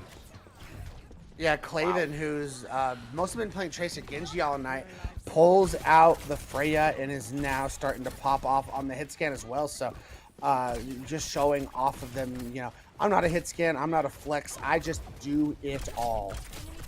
Yeah, I just deal damage and I help my team win big fights, and that has been them all night long. I almost feel bad calling one player's name for the first 2 games, but I mean, the kill feed was what the kill feed was. They were landing 3-4 player blades. Pulse bombs were amazing, so just got to give all the credit to them. And now they've got another ultimate online. Freya into Venture, we talked about it. You're able to disengage, you're able to back up. It's definitely a strong pick into it. Wetsup, I'm thinking the ultimate's got to be online here. That would look like a great angle for it. And yet again, now that the Venture seems to be the problem, the Freya's got a little bit of space to cook. The answer ultimate is going to come through from Tempo along with the Nano, and that is how you turn the fight, is the combo of those two. Yeah, then the Nano, I mean, they're taking a page out of Old Dominion's book and nanoing their Venture, letting him go to town. Still a minute left on the clock, and the cart's all the way back by the Mega, so you're definitely going to get another full team fight if you're Old Dominion before this comes through, and they're going to have 4 ultimates to be able to go into this next fight. Wide Boy is still lagging behind a little bit with the Zarya grab charge, so I feel like if I'm Old Dominion, I'm looking to go fast with my Bola, with my Nano, with my... Wow! Well, you can just one-shot Wetsup instead, and that might be the way you win the team fight. That is Venture Gaming at its finest. We do see Holdini getting answered out by Salty. Angel's going to pop the Solar Flare, and Elon, that's going to be just enough to keep them alive. Salty's going to nano up Barracuda. They can't get the Graviton online quite yet. They are only 4% away. This Zarya would love nothing more than to get this cooldown. The Coalescence ticks online, but the Auto Nade actually cancels it and shuts down the Moira. But it's Barracuda with the grab that's still giving Old Dominion a chance to win the fight, and it looks like they've done quite enough, although as I say that, Holdini's making things interesting still. Yeah, he's still alive as well, being able to touch that point. Barracuda goes down, and it looks like in the end they will clutch up, get that point. Holdini basically killing the entire team on their own comes through in the clutch. I think they actually did just kill all 5 players. Yeah. That was insane from the Cassidy. Literally a series, not even game, probably a series saving play, because I've got to think Old Dominion's making it past that first checkpoint, even if they don't finish the map, or they already did rather. I don't even...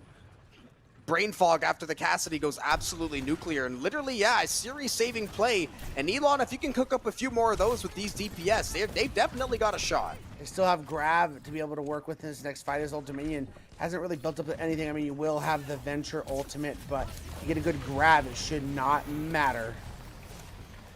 Yeah, Wide Boy waiting for that perfect angle, and now you've taken down the VIP. Holdini not alive for the foreseeable future. Old Dominion knowing this is our time to go for the fight. They're going to find a few more picks. The Venture 1v1 going to get interrupted and Timpo taken down in the fold. And that is Old Dominion's fight through and through. And both teams not really needing to invest much for that go around. So these ultimates, they're going to be fairly even once we see another fight. I was gonna say, I don't know. I felt like I was seeing a lot of opportunity for Wide Boy to be able to use that grab. You don't need to get like a huge 5-man grab. You get 1 or 2 people in there, you get the kill. That's all you need with ultimates nowadays, making sure you secure 1 to 2 kills. Oh, that is the worst possible timing. Wide Boy uses the Graviton, and literally 2 frames later, everybody but Timpo is gone. And they're able to clean that up with just the Bola. We're going to see Wide Boy going over to the Rhine now, which it feels like it's just last desperation. Rhine is just not that good nowadays. Yeah, you can maybe hope for the Miracle Shatter. You could possibly nano up one of these DPS and have them try to carry. They do have a lot of ultimates in Elon, so they've got some firepower for the next go-round, and that's going to be McBurney down early on in this fight. So Elon, maybe that's the starter that you needed. Now the late nano onto Timpo for that second effort, and yeah, this is a clean win for Elon. Don't like that nano at all. That fight was already won. You would have needed that nano for this next incoming fight. This will be, you know, at least for Old Dominion, if they win this fight, it is over. They will take the series. They will have a nano of their own. That's what I'm saying, because now you don't have the nano to fight West, who's about to get nanoed. I do not like that late nano. I think it's a huge mistake. Yeah, Nano Coalescence both online. Salty tries to go for the early sleep in the fight, but Timpo, first one down, and now we've got Nano, Deadeye, and the Solar Flare from Angel. The Deadeye finds 3 in response, essentially, after the follow-up. Holdini may just kill the entire team again. Holdini got 4, and the 5th player just dropped out. Like, they just got out. Like, yeah, they are right now, so... Wow, so Holdini once again saving the day and getting all of the kills. Absolutely ridiculous. And Old Dominion, again, they used their nano, they used their coalescence. That was an expensive fight to ultimately end up losing, but I get it. They were trying to close it out. Yeah, 2 quadra kill buzzer beaters out of Holdini to keep the game alive is insane work, and that's sort of been what it's taken for the side of Elon to even get back in the game and win some of these fights. It has taken a Herculean effort and then some, and I think it's going to be hard to summon up that strength for a 3rd time. As we said, they've got to get all the way through here, and now that Cleveland can get going on the Freya again, that is a dangerous player to try to navigate through, but Holdini seemingly good for a pick to start every single fight. Still got time. Bola's going to find Holdini, and they get target enemy number 1 off of the field. Does Claven, and in the end, Old Dominion's going to take this fight. Less than 20 seconds on the clock. Elon Gold's got to regroup quickly, and they got to look to touch. They don't have just a lot of time to wait for everyone to get back. Yeah, they've got Shatter, and they might get to a nano if things go well. The Graviton used early in the doorway. No Cassidy for the foreseeable future. The charge on the Cleveland, though, that's going to even things up. 1 DPS, both going down. Shatter still in the back pocket as well, so this is definitely winnable for Elon if things end up working out. Nano Shatter. Zarya's going to use the bubble to stay alive. The Fire Strike not really going to connect onto anybody, and now Dreamer is done for the fight. This may just be going the way of Old Dominion, but Timpo still has the ult. Yeah, as they will. Oh, can they get soup? They need to get... Oh, it looks like they are able to get out. Holdini still has his high dude. Can Holdini save the day again? 3 seconds left on the Deadeye. Can they keep things alive? They shut down the Venture at the last possible moment. And it looks like Old Dominion just trying to chase their losses. They nano the Zarya, but now Cleveland's taken down by the ulti of Angel. And I think Elon, they have done enough to win this fight and give all the credit to Holdini for even keeping this map competitive toward parts of it. Wow. Oh, wow. Never did I expect... I mean, just based on how things were going, I'm like, there's no way Elon's going to get this. But every single time in overtime, clutch after clutch after clutch after clutch. Question is, can they do it again? Send this to map number 5. Whew. Taking my breath away, this series. Yeah, it feels like Holdini just had 3 1 in 100 plays all happen in the same 3 minutes. I cannot believe they didn't get taken down, especially in the first fight for the first checkpoint. Yeah. Literally, I think 1v3 or it was 2v4, but their teammate went down very quickly, somehow navigating all of the damage they were taking, rolling around, staying safe, and just clicking heads, those critical hits. They are chunking these Old Dominion players down, and now, Elon, this is a chance to extend the series, and once you get to a map 5, anything goes.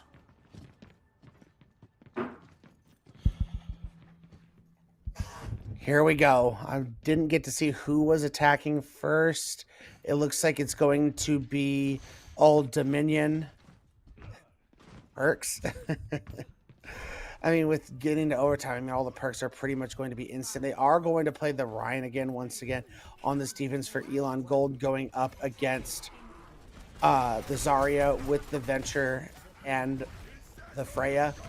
Timbo going to abandon the Venture, going over to the Junkrat. Yeah, I guess just looking for more long-range DPS, less dive, less risk, I guess, getting yourself dirty into those fights. And yep, you can just blow people up from 2 screens away. That was great work. And then Dreamer going to find the other DPS, so Old Dominion, they get shredded the second they leave the spawn. And Elon Gold, this is exactly what you need. Half the time bank already taken away. They get one more crack at this. Neither team's really going to be able to get to any ultimate. Salty's going to go over to the Ana. Barracuda going to get off the Zarya, going over to the Sigma. Claven's over on the Sojourn now. Oh man, that's a lot of last minute swaps. Let's see. Can Elon Gold stop him right here and now? Yeah, let's see if Holdini can get a masterful flank. No clue that the Cassidy is merely lurking behind them, just waiting to land that perfect grenade. Land the pop shot is going to take down Cleven. Able to roll back away, at least stall a little bit of timeout. But the fact that Barracuda is so low tells me that Elon Gold is surely going to take over this fight, especially with Wet Soup still having unfiltered access to the backline. A nice stun onto Super, and they will shut down the Reinhardt. So this is basically going to be 1-for-1s all the way through, and Old Dominion finally winning a fight. Yeah, and a lot of ult charge in that one fight gained for Barracuda. Got all the way to 70%, matched Wideboy, who's been on Ryan the entire time. I think overall, Elon Gold's closer to a lot more ultimates, as it could come down to just that, them being able to pop their ultimates earlier and win this fight quicker. Yeah, Shadow Riptire very well may just take down 2 or 3 people and instantly put this game to bed, or at least give Elon Gold a much better crack at trying to go in on the offense and see how good they can do. And ooh, that feels pretty bad. I mean, Elon Gold did get 3 kills there at the end, so I mean, but the C9 might not be very good for the vibes. We'll have to see how this goes, but we know there's no more extra at this point. Either we're going to a map number 5 or Old Dominion will win this series. Will they be able to hold up defensively, or will the clutch factor for Elon Gold continue to carry them through map number 4 and force a 5th map? I mean, Elon might just have all the momentum in the world. Houdini, 13k damage, primarily playing the Cassidy, which is insane numbers to put up with an overtime round still to be played. That means it has been headshot city every single round, and every time they've even locked in that hero. So Elon Gold, they've definitely got a lot to smile about. They've been playing extremely well, despite the sort of sporadic switching that kind of gave me cause for pause and gave me a little concern. They seemingly have navigated that with no issues. Defensively, it looks like Old Dominion's going to go on the Orisa, which I do like going into the Rhine.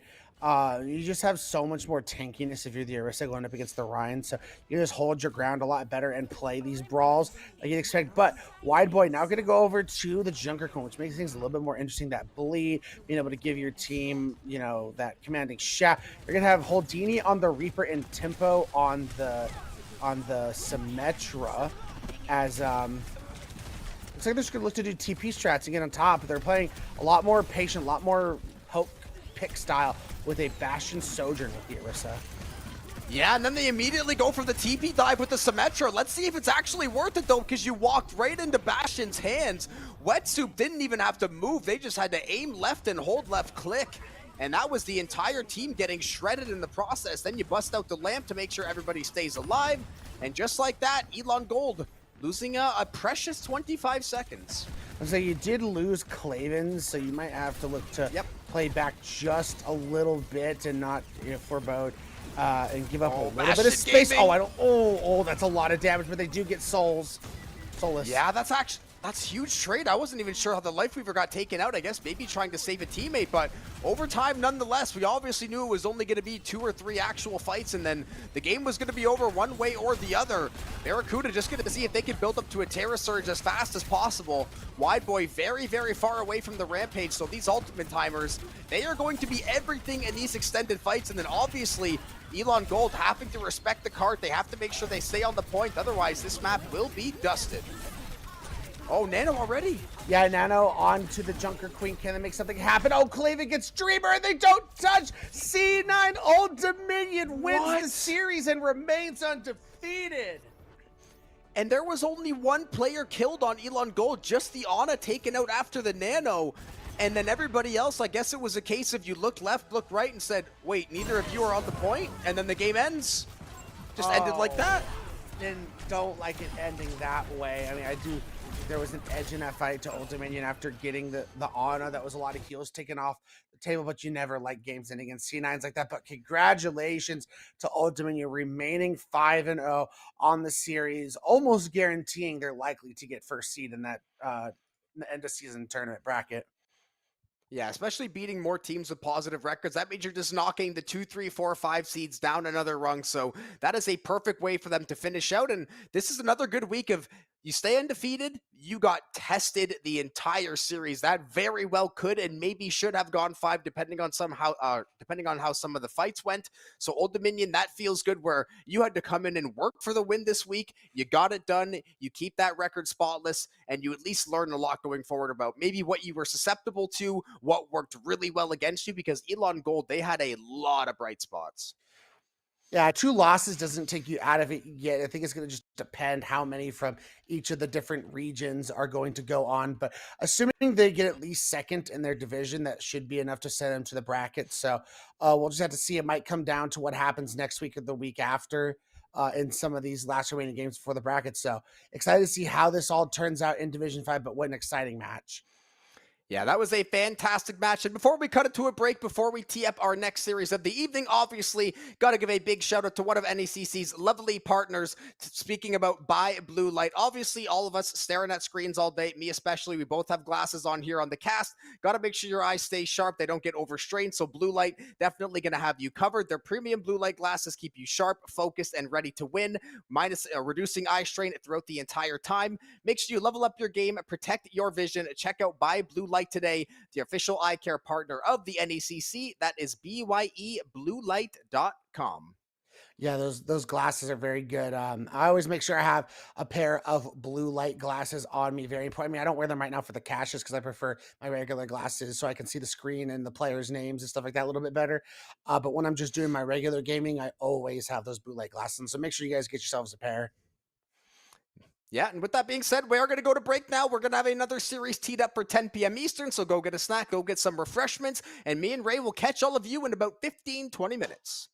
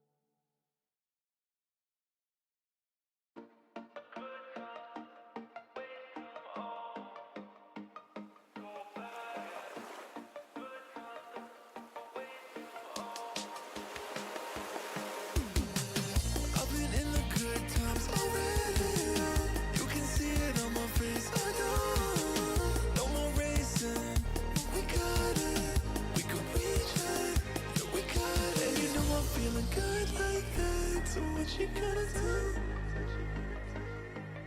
And I can't stop thinking about you, but what you gonna do? And you know I'm feeling good like that, so what you gonna do? And I can't stop thinking about you, but what you gonna do? What you gonna do?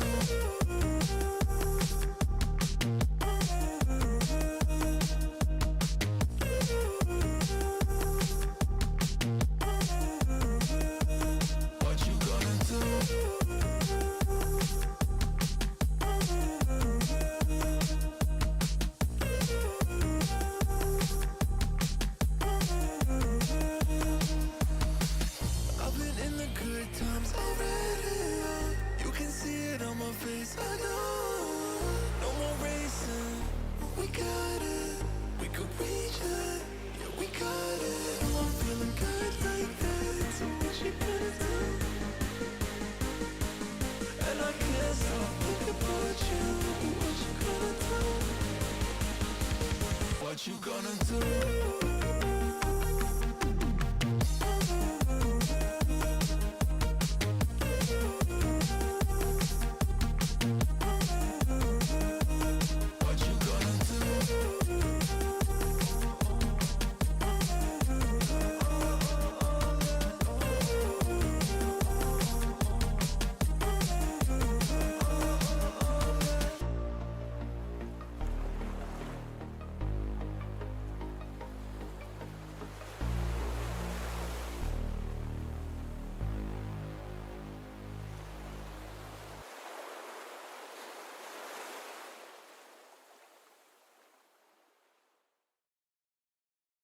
One, two, three, four.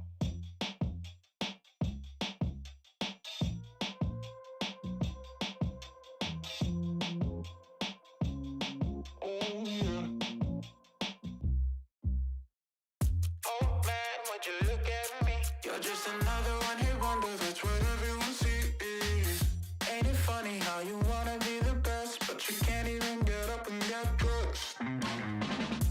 Wasted, face it, you're never gonna make it. Rockstar, you won't get far. And I know you're confused. People tell you you can be anything you wanna be. Wanna go to outer space, superhero in the streets. Oh man, what a lie, what a time to be alive. How have I survived? Life's a battlefield, 1974.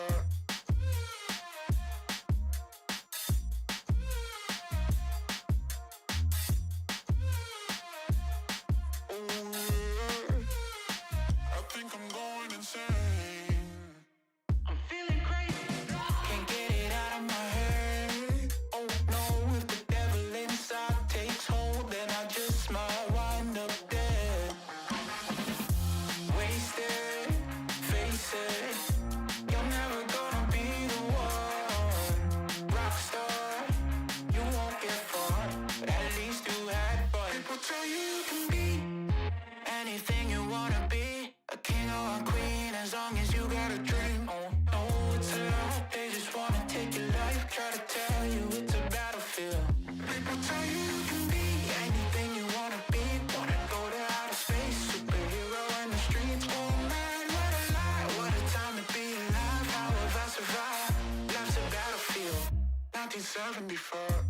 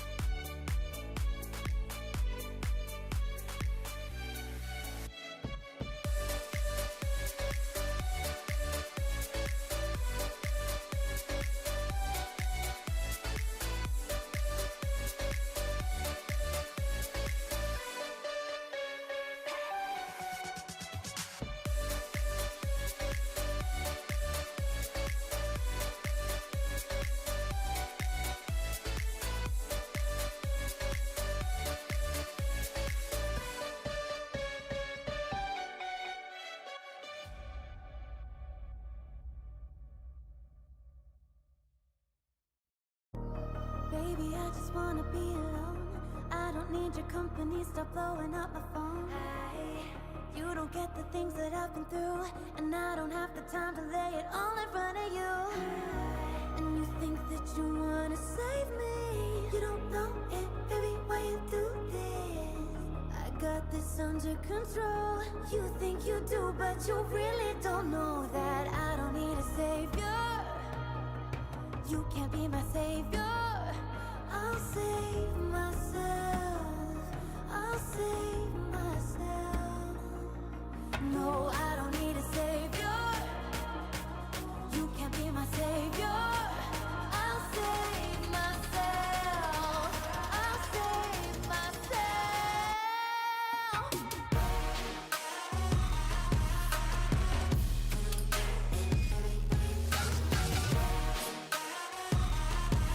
save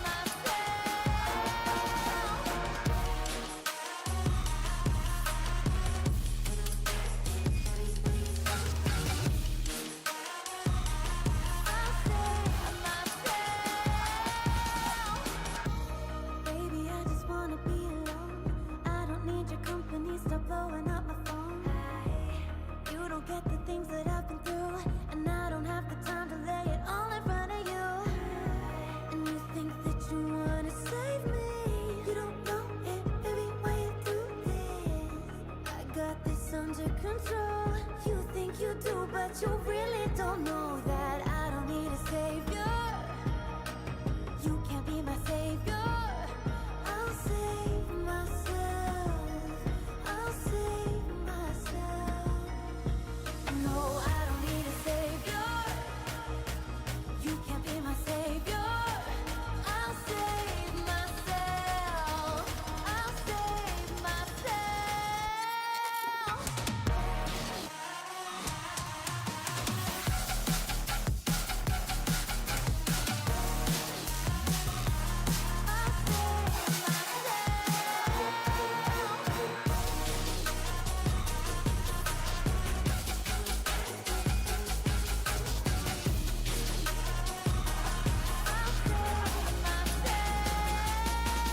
No, I don't need a savior.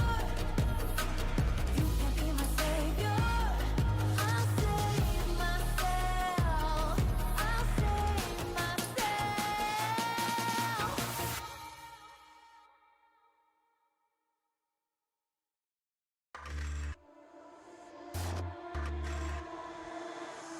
I stand back and I watch you explore. In perfect visions, like I've been here before. Falling faster, I try to ignore. I see you, I see you.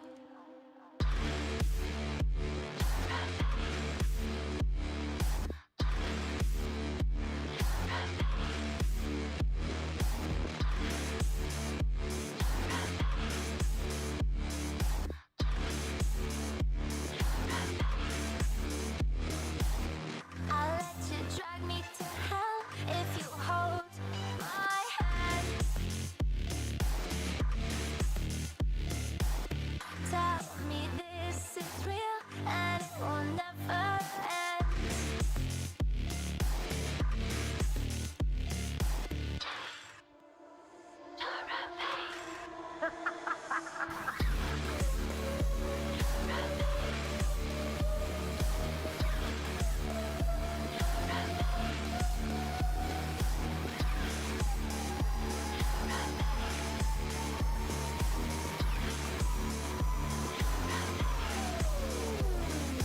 This is not what I came here to find. Memories show that I'm out of time. See a shadow, don't know if it's mine, but I see you, I see you, I see you, I see you.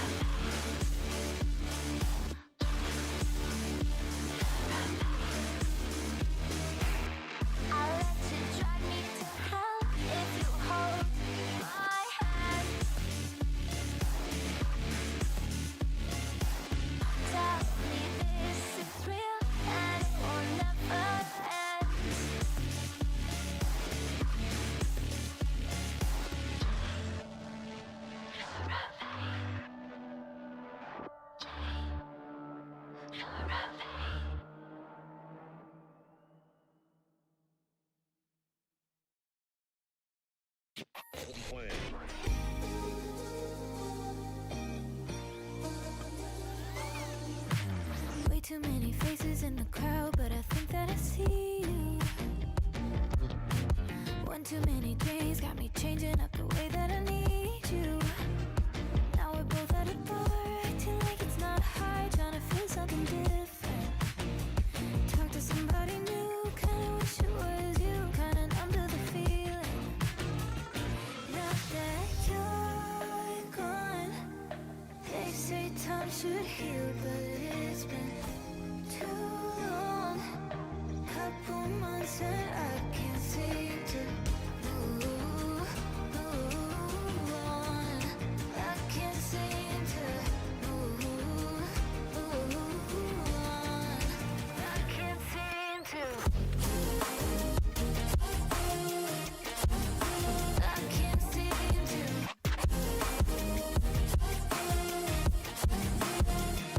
Not that you're gone. I can't seem to. I can't seem to. Laying on my floor, thinking about all the things that we've been through. From 24/7 to pretending like I never met you. No, it's all for the best, 'cause I know we're a mess every time we're together. Going out of my mind, and I wish I could lie, tell you that it gets better. Now that you're gone, they say time should heal, but it's been too long. Couple months where I can't seem to move on. I can't seem to move on. I can't seem to.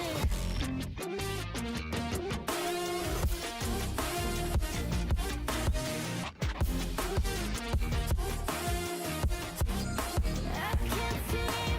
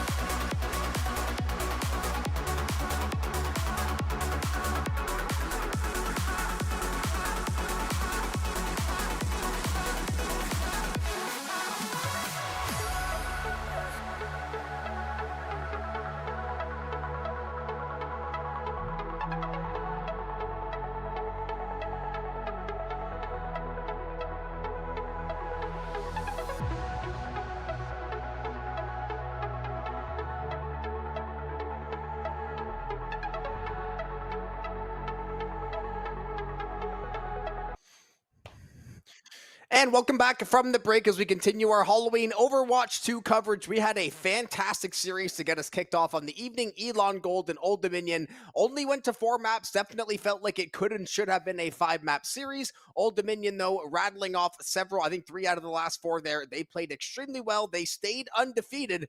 But now we're going to shift gears. We've got Minnesota State Mavericks and Illinois Esports Orange that are going to be stepping up. In Minnesota State 4-1 on the season. Illinois Esports 3-2. So definitely some playoff implications in this one as well. Yeah, we did cast Minnesota State 2 weeks ago, the two of us going up against Redbird's Academy team, and they did end up taking the loss on that crazy Gibraltar map with all just the craziness of how that map ended was insane. But so they're looking to bounce back here. Minnesota State has been on a pretty good tear in Division 2 outside of that one blemish. And in general, they've been kind of one of those sleeper teams who've come out of nowhere, and they've been getting some big W's. So we'll have to see. Illini, who's kind of been around the esports scene for Overwatch, tends to be, on the, the 19-20 area of our top 20, sometimes just outside of the top 20. They're not in the top 20 this season so far, but they've kind of been around for a while. So we'll have like the old horse in the fight going up against the new young gun. Yeah, and Minnesota State, as you said, their only loss on the season came to that Redbirds Black team, which obviously coming from ISU, which anyone that's followed the esports scene and collegiate, they run the show in Overwatch 2. So even that, the secondary team, the lower team, is still very, very strong. They've been winning a lot, or I think pretty much all of their games throughout the season. So you can't really feel too bad about that loss if you are Minnesota State, and that is their only loss on the year. They've been perfect otherwise. So they, slight favorites coming in. Obviously, the records don't mean everything. Strength of schedule has a lot to do with that, especially early in the collegiate. And as the ticker displays, we are going to be going over to Samoa for our first map. Yeah, not a huge surprise. I think I can't remember. Maybe did they start on Samoa? I don't remember, but I feel like it's been more of a common first map pick more recently. I think it opens itself up to a lot of different styles of composition. I think the Zarya is always going to be really good on this map, while the Zarya is still prolific in Overwatch right now. Ramatra, Orisa, those kind of picks. It's definitely going to be a little bit more of a brawl-centric map, but if you get to a map like downtown or city center, those maps tend to be where you can throw in a little bit more dive, more, Winston kind of stuff. So we will be starting on beach map, however. Yeah, and we're going to see the Ball and the Zarya as the two tanks getting locked in. So obviously Samoa, I think we should be expecting some different picks to what we saw earlier. Some familiar faces as usual. You got the Kiriko Lucio for the Illini. Got the Reaper getting hovered over and now swapped over for Gavin. And it looks like after maybe 1 or 2 more swaps here, everyone going to get locked and settled in. We are going to see the mirror mode sims to get us going. Obviously, always the question if those will stick. Yeah, full on Zarya v Zarya. We do see Illini. They will be locking the Reaper despite the nerfs we've seen from Minnesota. So the main difference here is just going to be Invictus, who is on the Freya, and Gavin, who is on the Reaper. So can they get the Reaper in position to be able to do a lot of damage, or will Invictus be able to keep their distance and get a lot of damage with their hit scan ability? Yeah, we did see Invictus just lighten up some of the Illini players and doing a very good job to get some of that early DPS in the fight. And now both Zaryas, they're going to go try to fist fight each other. Early cleanse gets burned out, and that means the Illini able to run away with the fight. JS2 good for 2. And then only 1 player left in Invictus, and that was a quick fight wrapped up and over. As a Pokemon connoisseur myself, I love seeing Dialga going off on the Lucio, getting like 3 kills in that fight. Also, I play Lucio for my team, so it is nice to see the Lucio getting a little bit of the shine here, getting some kills in the kill feed. And again, Illinois is doing a really good job. Gavin is actually putting a lot of work here on the Reapers. We can see just throwing down a lot of damage in that front line and not, overcommitting too hard. Yeah, and that's how you know that Reaper was definitely in a good spot. Can get a fairly significant nerf, not character killing, but still just whenever the spot looks good for it, every single team is still going to bust out the Reaper. It just gives you so much value if you can go unchecked for a few seconds. And speaking of, just trying to run down the backline is Gavin and finding a lot of success in the process. Wraith form back to safety. It looks like the point almost getting back capped by Minnesota State, but they weren't able to get it. Yeah, in the middle of that fight, Mapto was able to take down Ying, so they were able to take out their Kiriko counterpart. And just taking all those heals off of the field, Minnesota State could not properly push forward. And Victor's going to have that Bola shot available. Maybe you want to combo it here. They aren't able to get a kill, though. Yeah, Death Blossom and Kitsune Rush were a little bit too powerful, and Minnesota State, they did actually get the back capture, so Foost on the Tracer at least going to be a little bit annoying, and Invictus did find a few kills as well, and they are going to stall the capture before Illini can actually flip it back. Eventually, the numbers advantage will prove to be too much, so Minnesota State's going to lose the point, and now we've got Illini Orange sitting at 65 and counting. Yeah, still in the 8%, it's, not too bad. The question is, can they capitalize with getting their players back now in a position where Illinois wasn't able to go push up and get aggressive and position themselves better because of that back cap? Yeah, 80%. Minnesota State trying to go for a late contest. Kitsune is going to be invested at a Ying, and now the beat drop and the Graviton. Every single cooldown for Minnesota State getting invested in at a perfect time. They didn't really have more time to try to reset for a second or third fight, so very good they were able to find the kills they needed. Obviously a heavy investment. They did get the beat out of Dialga as well, so you did at least get one of those key cooldowns, but Illini definitely has a lot to play with next go-round. Illini, all things considered, I think you're going to take that. You got both the support ultimates and the grab out of them. So I think you just go into this next fight, use grab and pulse, and look to win this fight very quickly. And all you got to do is win one clean fight, and you will be taking this first sub map. JS2 tried to go for a little backline access. The pulse bomb wasn't able to find the kill, but luckily the teammates, they were on the ball with the rest of the play. They support absolutely beautifully. Minnesota State yet again goes for the back capture, but I don't know if it's actually going to mean that much. This is basically exactly what we saw last time. A back cap, the point gets flipped. Invictus finds a few kills as exit frags, but ultimately doesn't look like it's going to matter. Yeah, I mean, you're going to get players coming back. The question is, can they capitalize? Gavin's going to find Foost, and that might have been just the nail in the coffin. Yeah, I think that Tracer was their last little gasp here for the first point over here on A, and once a few more kills go through, the Death Blossom for good measure. Ying not going to survive that. No chance, no how. And just like that, Illini, they're going to scoop up round one 100-40, and looking pretty good throughout. I think all things considered coming into this matchup, one could say you maybe favor the Mavericks coming in. They've been a little bit hotter coming in. They obviously have the better record. So for Illini to come in and absolutely pretty much dominate that first map with not a lot of push coming from Minnesota, that they came in here, and I think they're really, strutting like, hey, we've been around these streets for a while. Like, you young guns, you're looking good, but gonna have to get through us first.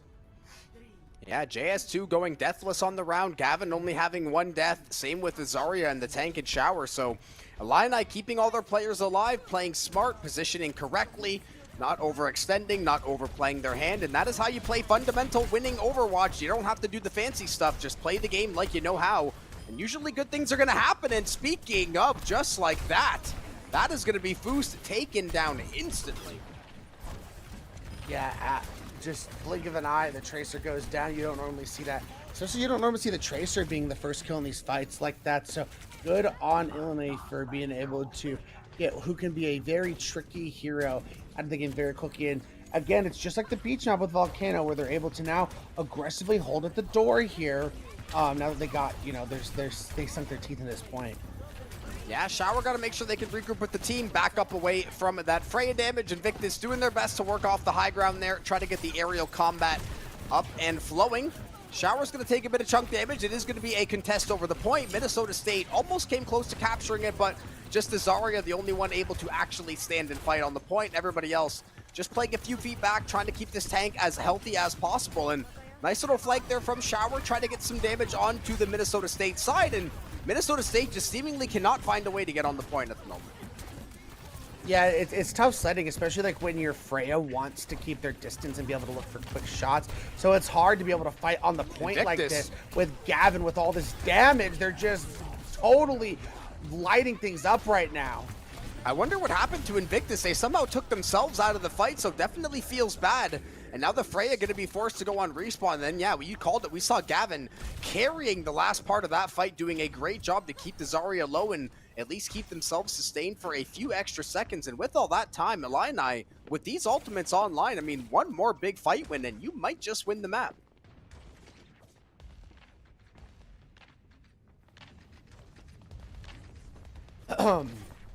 And the one thing Minnesota does have going for them is they have the Graviton Surge advantage 20% ahead of Take a Shower. Yeah, instantly the combos go through. Pulse Bomb, Death Blossom, and a full feed of kills. Minnesota State will be the winners of the fight, and that is a heavy investment out of Illini. Obviously, actually, the beat drop was not used. It wasn't online. I thought Dialga had maybe used that at some point, so you will have a big tool for the next go-around. Obviously, Topaz sitting on theirs as well, and a necessary fight win for Minnesota State. Yeah, so we're going to have dueling beats. I think the one difference, obviously, is going to be Take a Shower has the Graviton Surge available. We'll have to see what Invictus is going to be able to do with this Bola shot. That could be like the one game change for Minnesota State. Yeah, there's the dueling beat drops. Topaz and Dialga both deciding it is time to try to win the fight, and for Illini, possibly the map as well. JS2 Pulse Bomb in the back pocket will get cleansed out. That is a lot of damage onto the opposing Tracer. Foos will have to retreat. Invictus, that is not where you want to be as a Freya.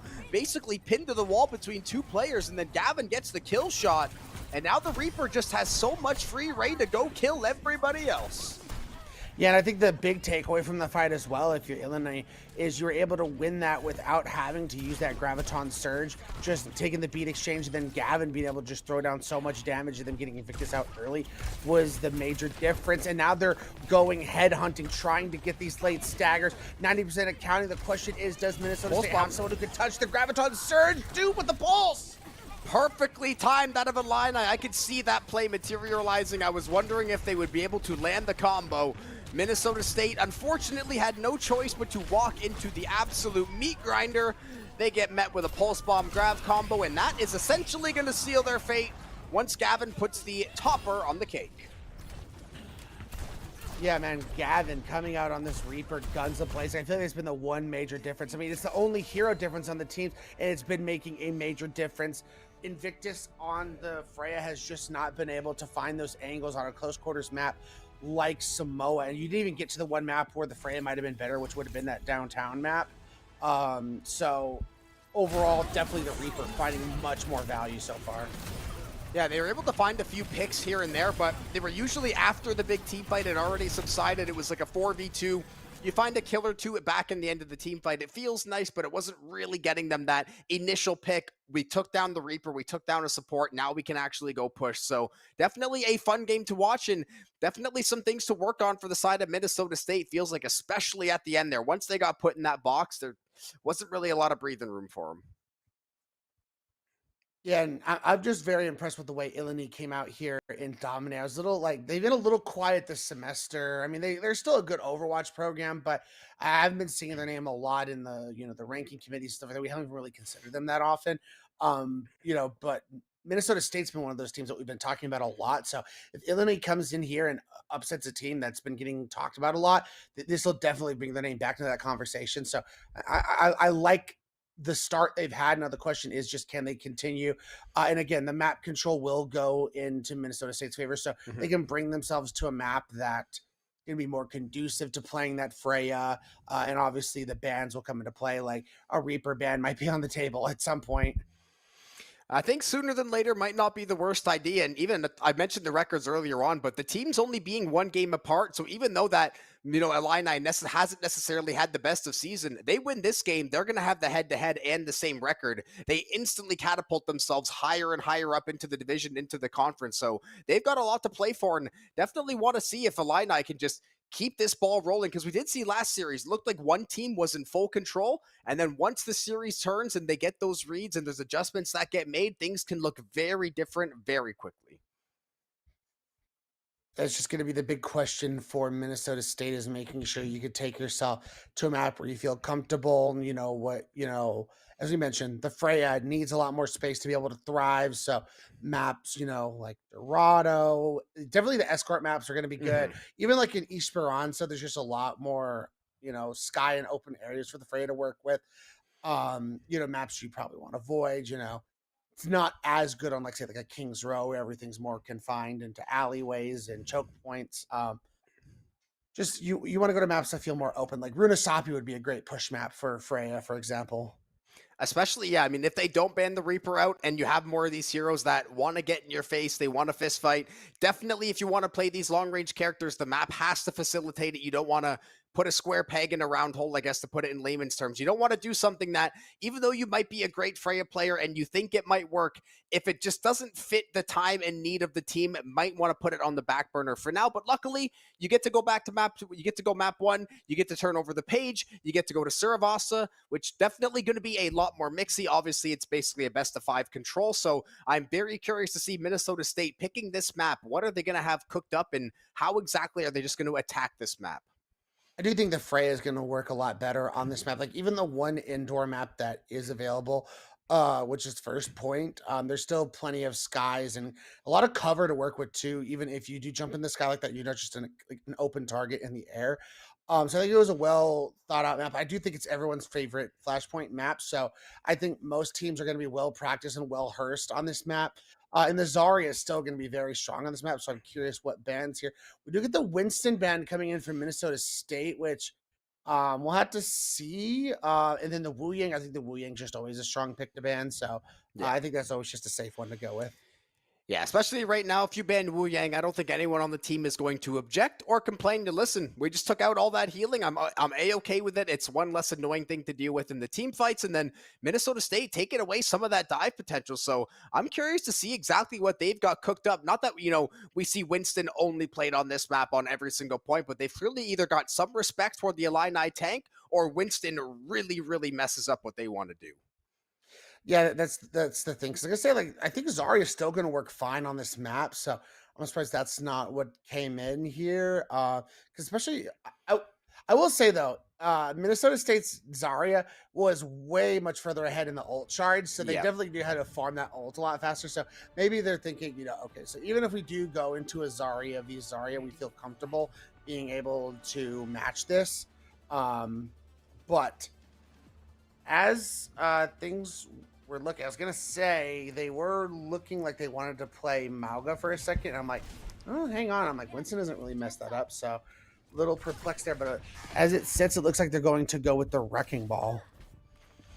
Yeah, gonna go with the no pun intended, the speedball comp with the Lucy Kiri. Obviously, you got Foos on the Symmetra, so Minnesota State, they're gonna look to get out there nice and quick, get to the point as fast as possible, and then set up shop with the Zarya and see if they can lock down a team fight that way. And we are going to see Invictus just hopping onto the Cassidy instead.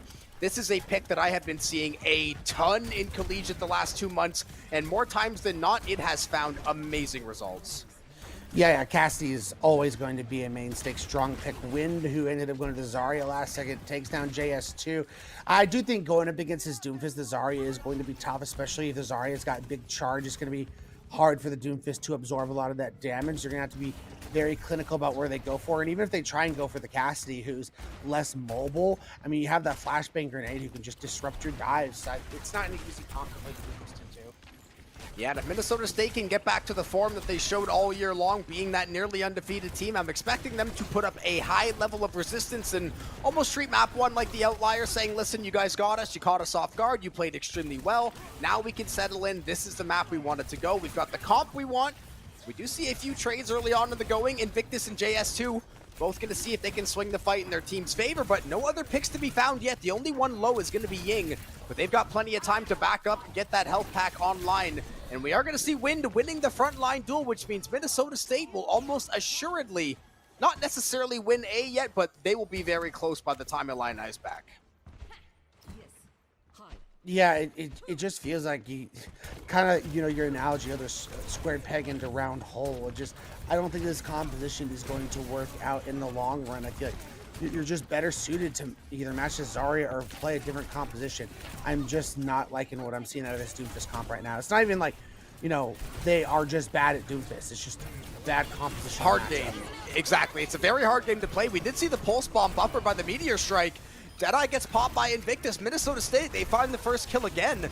And the Kitsune means that they are looking good to take this fight. And I was assuming Illini was just going to pop the ultis and then maybe switch off this comp or make some adjustments. But at least for the time being, they're going to sit on their hands.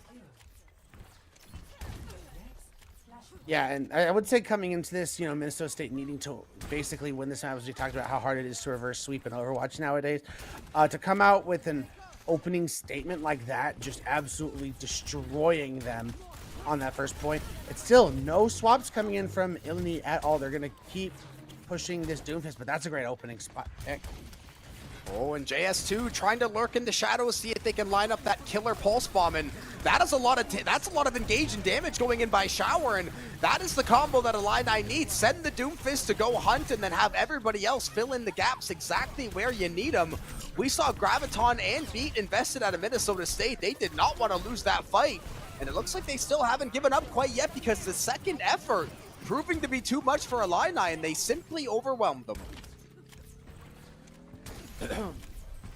Yeah, and again, I just think, yes, you're able to, because you got to pick onto the Kiriko early, you're able to steal a bunch of percentage, but again, in the long run, the amount of damage output that the Zarya composition is going to have against the Doomfist is just too much to handle.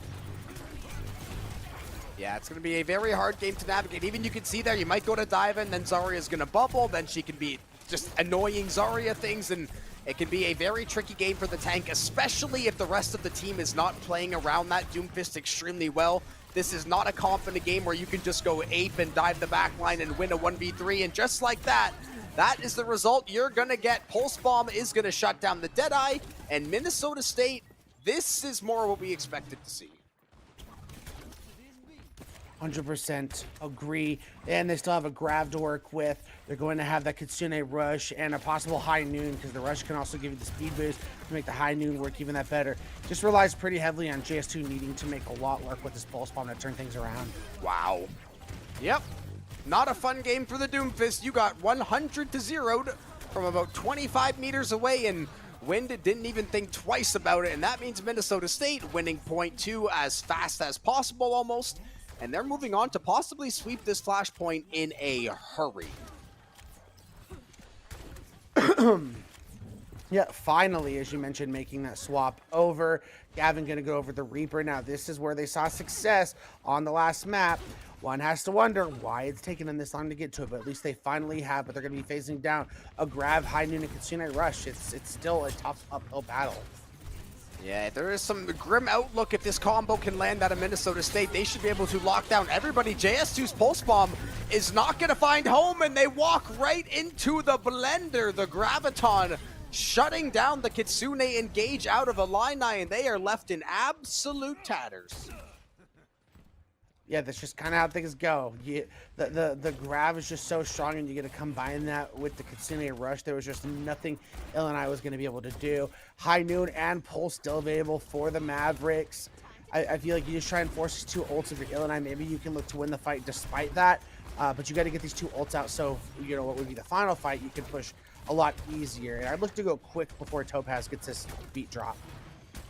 Yeah, it just seems like they haven't been able to lock down these Minnesota State DPS at all, and you know that's the goal of the Doomfist. Unfortunately, there wasn't a lot of facilitation around it to make that job even possible.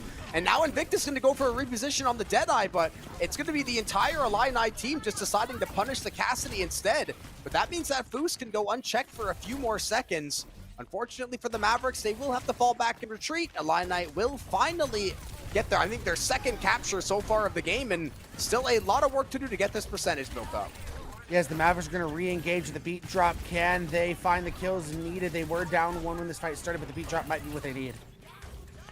Yeah, Wind able to shut down Gavin. It looks like that'll be the pick that they need to turn the point back over.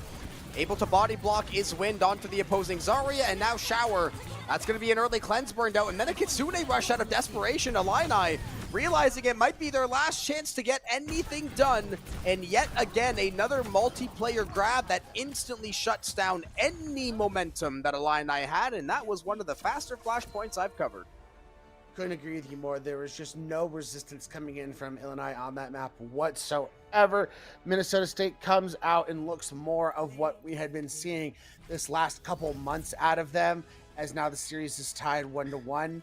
But map and all that will now shift into Illini's favor. Yeah, maybe the map One choice also will has to help. wonder.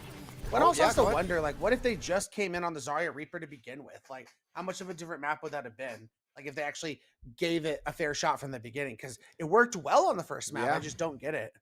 And then even then at the end of the game, the closest the game ever got when they got a capture and a half was when they ended up stop being stubborn. They switched over the comp. The Zarya did find them at least some value, but yeah, they just got so far behind in that map, and the momentum just kept on rolling. And then Illini was just basically trying to juggle everything between each other. They couldn't get the Doomfist unlocked. They weren't able to shut down either of the DPS for what felt like an eternity. And then obviously we saw the DPS just popping off at the end of the round. So definitely think they should have switched a little earlier. Luckily, they're going to get some extra time to try to think it over, but definitely some question marks that I hope they're going to have figured out by the time we go next map.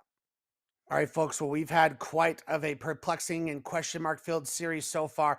Both maps kind of been blowouts from one team, with Illinois on map number 1, and then Mavericks, blowing out the second map even harder. We're gonna have to take a quick break and allow these teams to have some time to figure things out. Hopefully, we'll get some answers onto how this series is going to stabilize. But don't go anywhere. We'll be right back.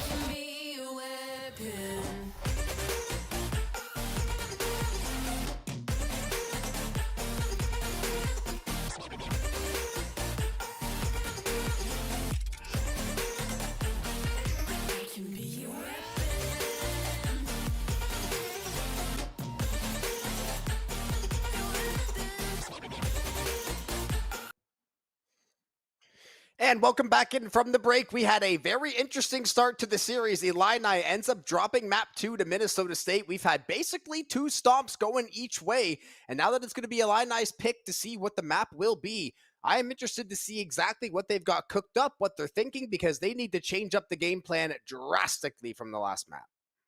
Couldn't agree with you more. I don't know, man. This series has just been a handful as we do at the next map. Esperanza is going to be that next map pick. The big question is going forward in this series to me is how big was that Winston ban? I'm curious if that's going to matter. Like Esperanza is definitely a good Winston map. So maybe that's what we're going to see out of Illini, as they will ban the Zarya for this map, as Minnesota State is going to ban the Tracer. Yeah, I think both are logical, sensible bans, especially in the current state of Overwatch. We've seen Tracers and Zaryas taking over many maps in our time, so definitely I think just like safe bans, general blanket bans for both sides, definitely not too surprising. And Minnesota State, obviously now it is a Illini's pick. I want to see exactly what are they thinking with the comps. You mentioned the Winston ban coming through the other game. We weren't exactly sure what it was, what the Winston was deterring possibly, or what they had in mind, but whatever they had in mind, obviously things worked out quite well for them. They had some sharp shooting and some start play out of Wind and Invictus later on in the round, but got a 1-1 series and a push map to break the split as we get ready to load into Esperanza. As it looks like Illini is still highlighting the Doomfist as it's currently constructed, which, I mean, of all the push maps, you know, this is probably one of the better ones. This or Runasapi, I don't know what was banned in the background. Minnesota State, on the other hand, I'm not sure exactly what direction they're going to do. They do have Foost currently on the Genji, and it does look like they are going to end up going out on the Diva. Yeah, we've got Wind on the Diva. Foost hops over to the Sombra, so we are certainly seeing some shakeups as expected with the map and the mode change, but definitely picks that can either find, it feels like, the most value in the game, or if you get shut down a few times, you can start to feel a little bit useless and it can feel a little bit rough to play. Speaking of, take a shower. Had a very rough time on the Doom last go round, obviously. New map, new mentality, fresh reset. Maybe things can look better, but that is the beauty of the Sombra. You can just try to make this Doomfist null and void. I was going to say, it's going to be a tough setting for the Doomfist going against the... going up against the Sombra and Invictus. As I mentioned, this is one of the good push maps for Freya specifically, because they have a lot of sight lines in the skies. Well, that's how you win. That's how you take down the Sombra. You just squish her against the wall with a full combo. That is great work out of the Doomfist early, and I definitely think the Freya could provide a ton of value. If Invictus has that space they desperately desire to go crazy, things may go well for them, but instead, the Diva's getting demeched, and we're going to see a few trades going back and forth. Ying, more than likely the next one to fall. It is going to be Shower taking them down in return, so Minnesota State losing a few members at the end, tail end of the fight, and Illini will begin to push. I was a little worried there for Illini, but they're able to get their players back. They're able to trade out some of the supports. I think that was the key for them. Ended up winning that fight was getting Ying on that Kiriko, because Minnesota State was starting to fire back with some pretty key picks to come back at them. So very well played by Illini on that fight. Yeah, talk about the Freya being good. Sojourn also going to be extremely strong on this map as well for basically the same reasons. Lots of cover, lots of space to move around. Disruptions can be extremely effective in some of these smaller areas, some of the windows and doorways. And then once you get the overclock, it is the great equalizer, though. This Diva going a little bit too deep, I think. Wind going to get demeched immediately. Is going to be able to stay alive, at least for the moment. So seemingly no harm, no foul, but no actual tank for a little while for Minnesota State. As Kasune Rush is now going to get thrown out by Illini, can they capitalize? Invictus going down.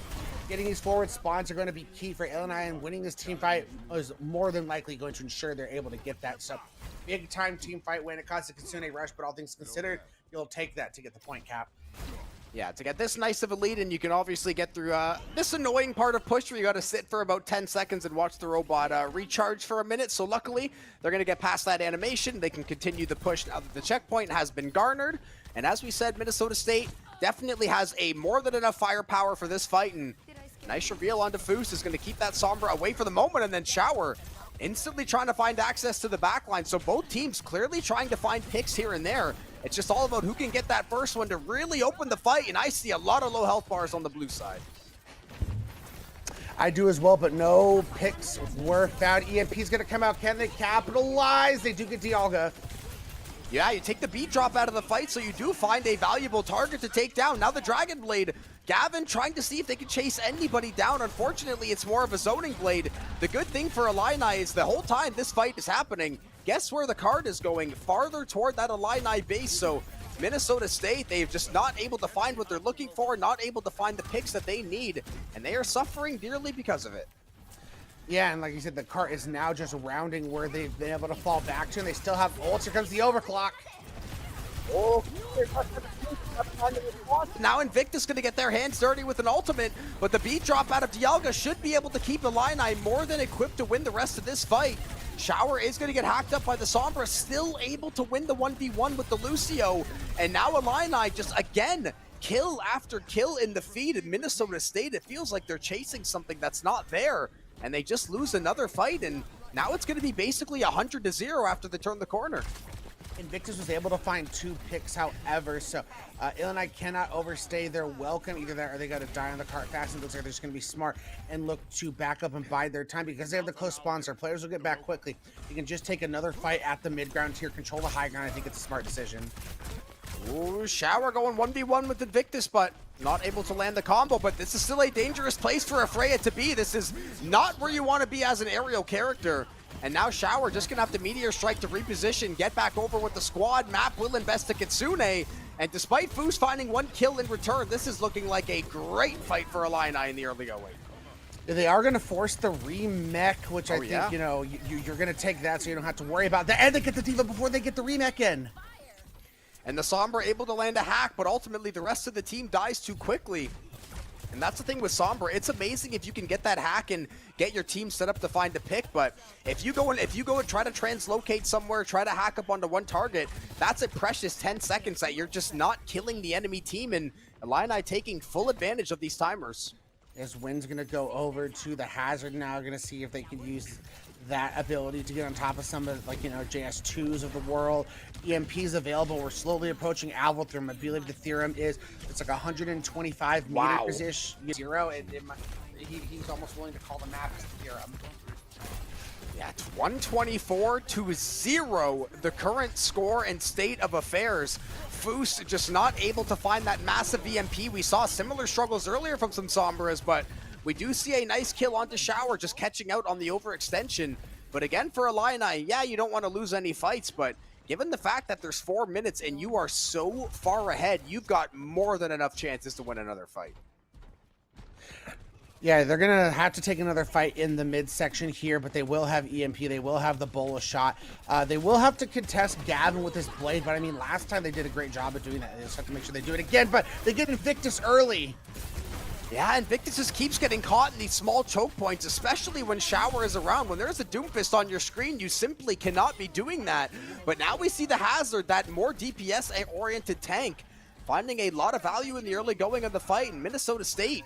Chaining a few good fights back-to-back, and not a moment too soon, although as I say that, Illini was just able to completely flood the card again. Yeah, and they're going to be having players coming back after dropping both their EMP and High Noon into that fight. They're going to have to deal with an overclock, a beat drop, a blade. It's a lot for the Mavericks to have to contest with in this next fight. Yeah, and as long as Illini can stay on the robot and keep it in a neutral state, a null state, they can just stall out the clock as long as they please. But now the Sombra value is starting to show its head. That's the 2nd or 3rd time in a row that they've been able to isolate that tank of Illini. And that means they're going to have a player advantage for the foreseeable future. They are going to try to hack up the Lucio. Foos is going to relocate back to safety in Minnesota State. They've taken the first steps on the way to the comeback. Yeah, I was going to say, you know, if you can continue to, you know, get these nice hacks onto Take a Shower consistently, then this is where you can start turning things around. JS2 has the overclock. Are they going to be able to find anybody with it?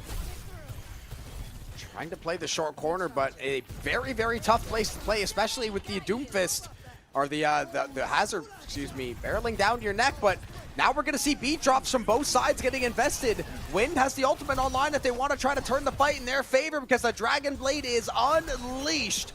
Gavin going unchecked for most of the team fight, and with it, Illini potentially dashing Minnesota State's chances of that comeback. Yeah, still 2 minutes left on the clock, but I think, as you mentioned, Minnesota really needed that team fight win. They still will have a downpour coming into this next fight, but they're still a pretty decent margin away from an EMP, which is one of those ones that can just turn everything on its head. I feel like it's looking very rough for Minnesota State to come back. I feel like, maybe if they can cobble together the next 2 or 3 fights in a row, maybe they have a chance.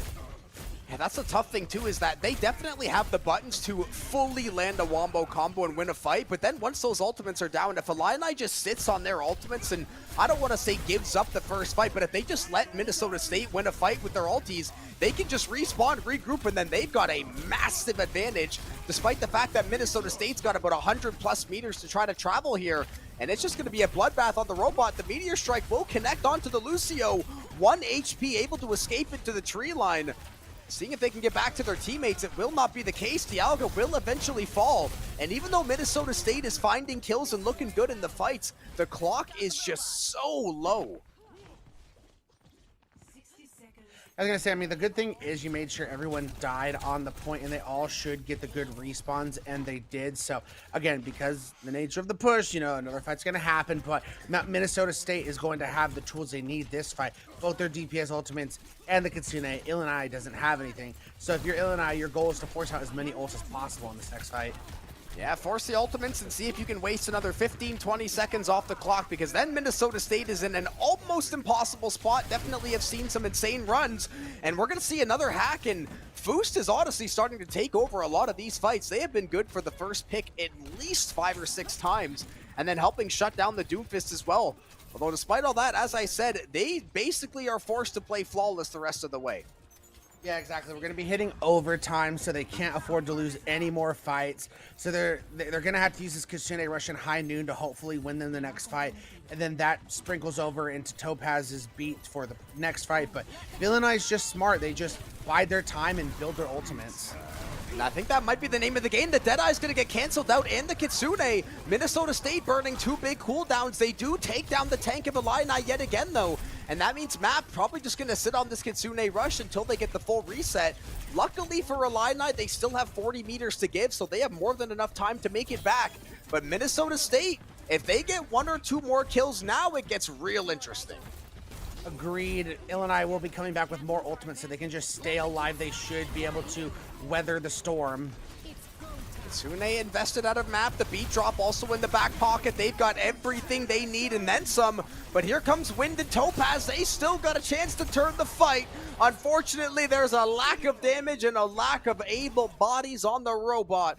And that is going to be Illini with a fitting end with a team kill after what started as a very dominant map.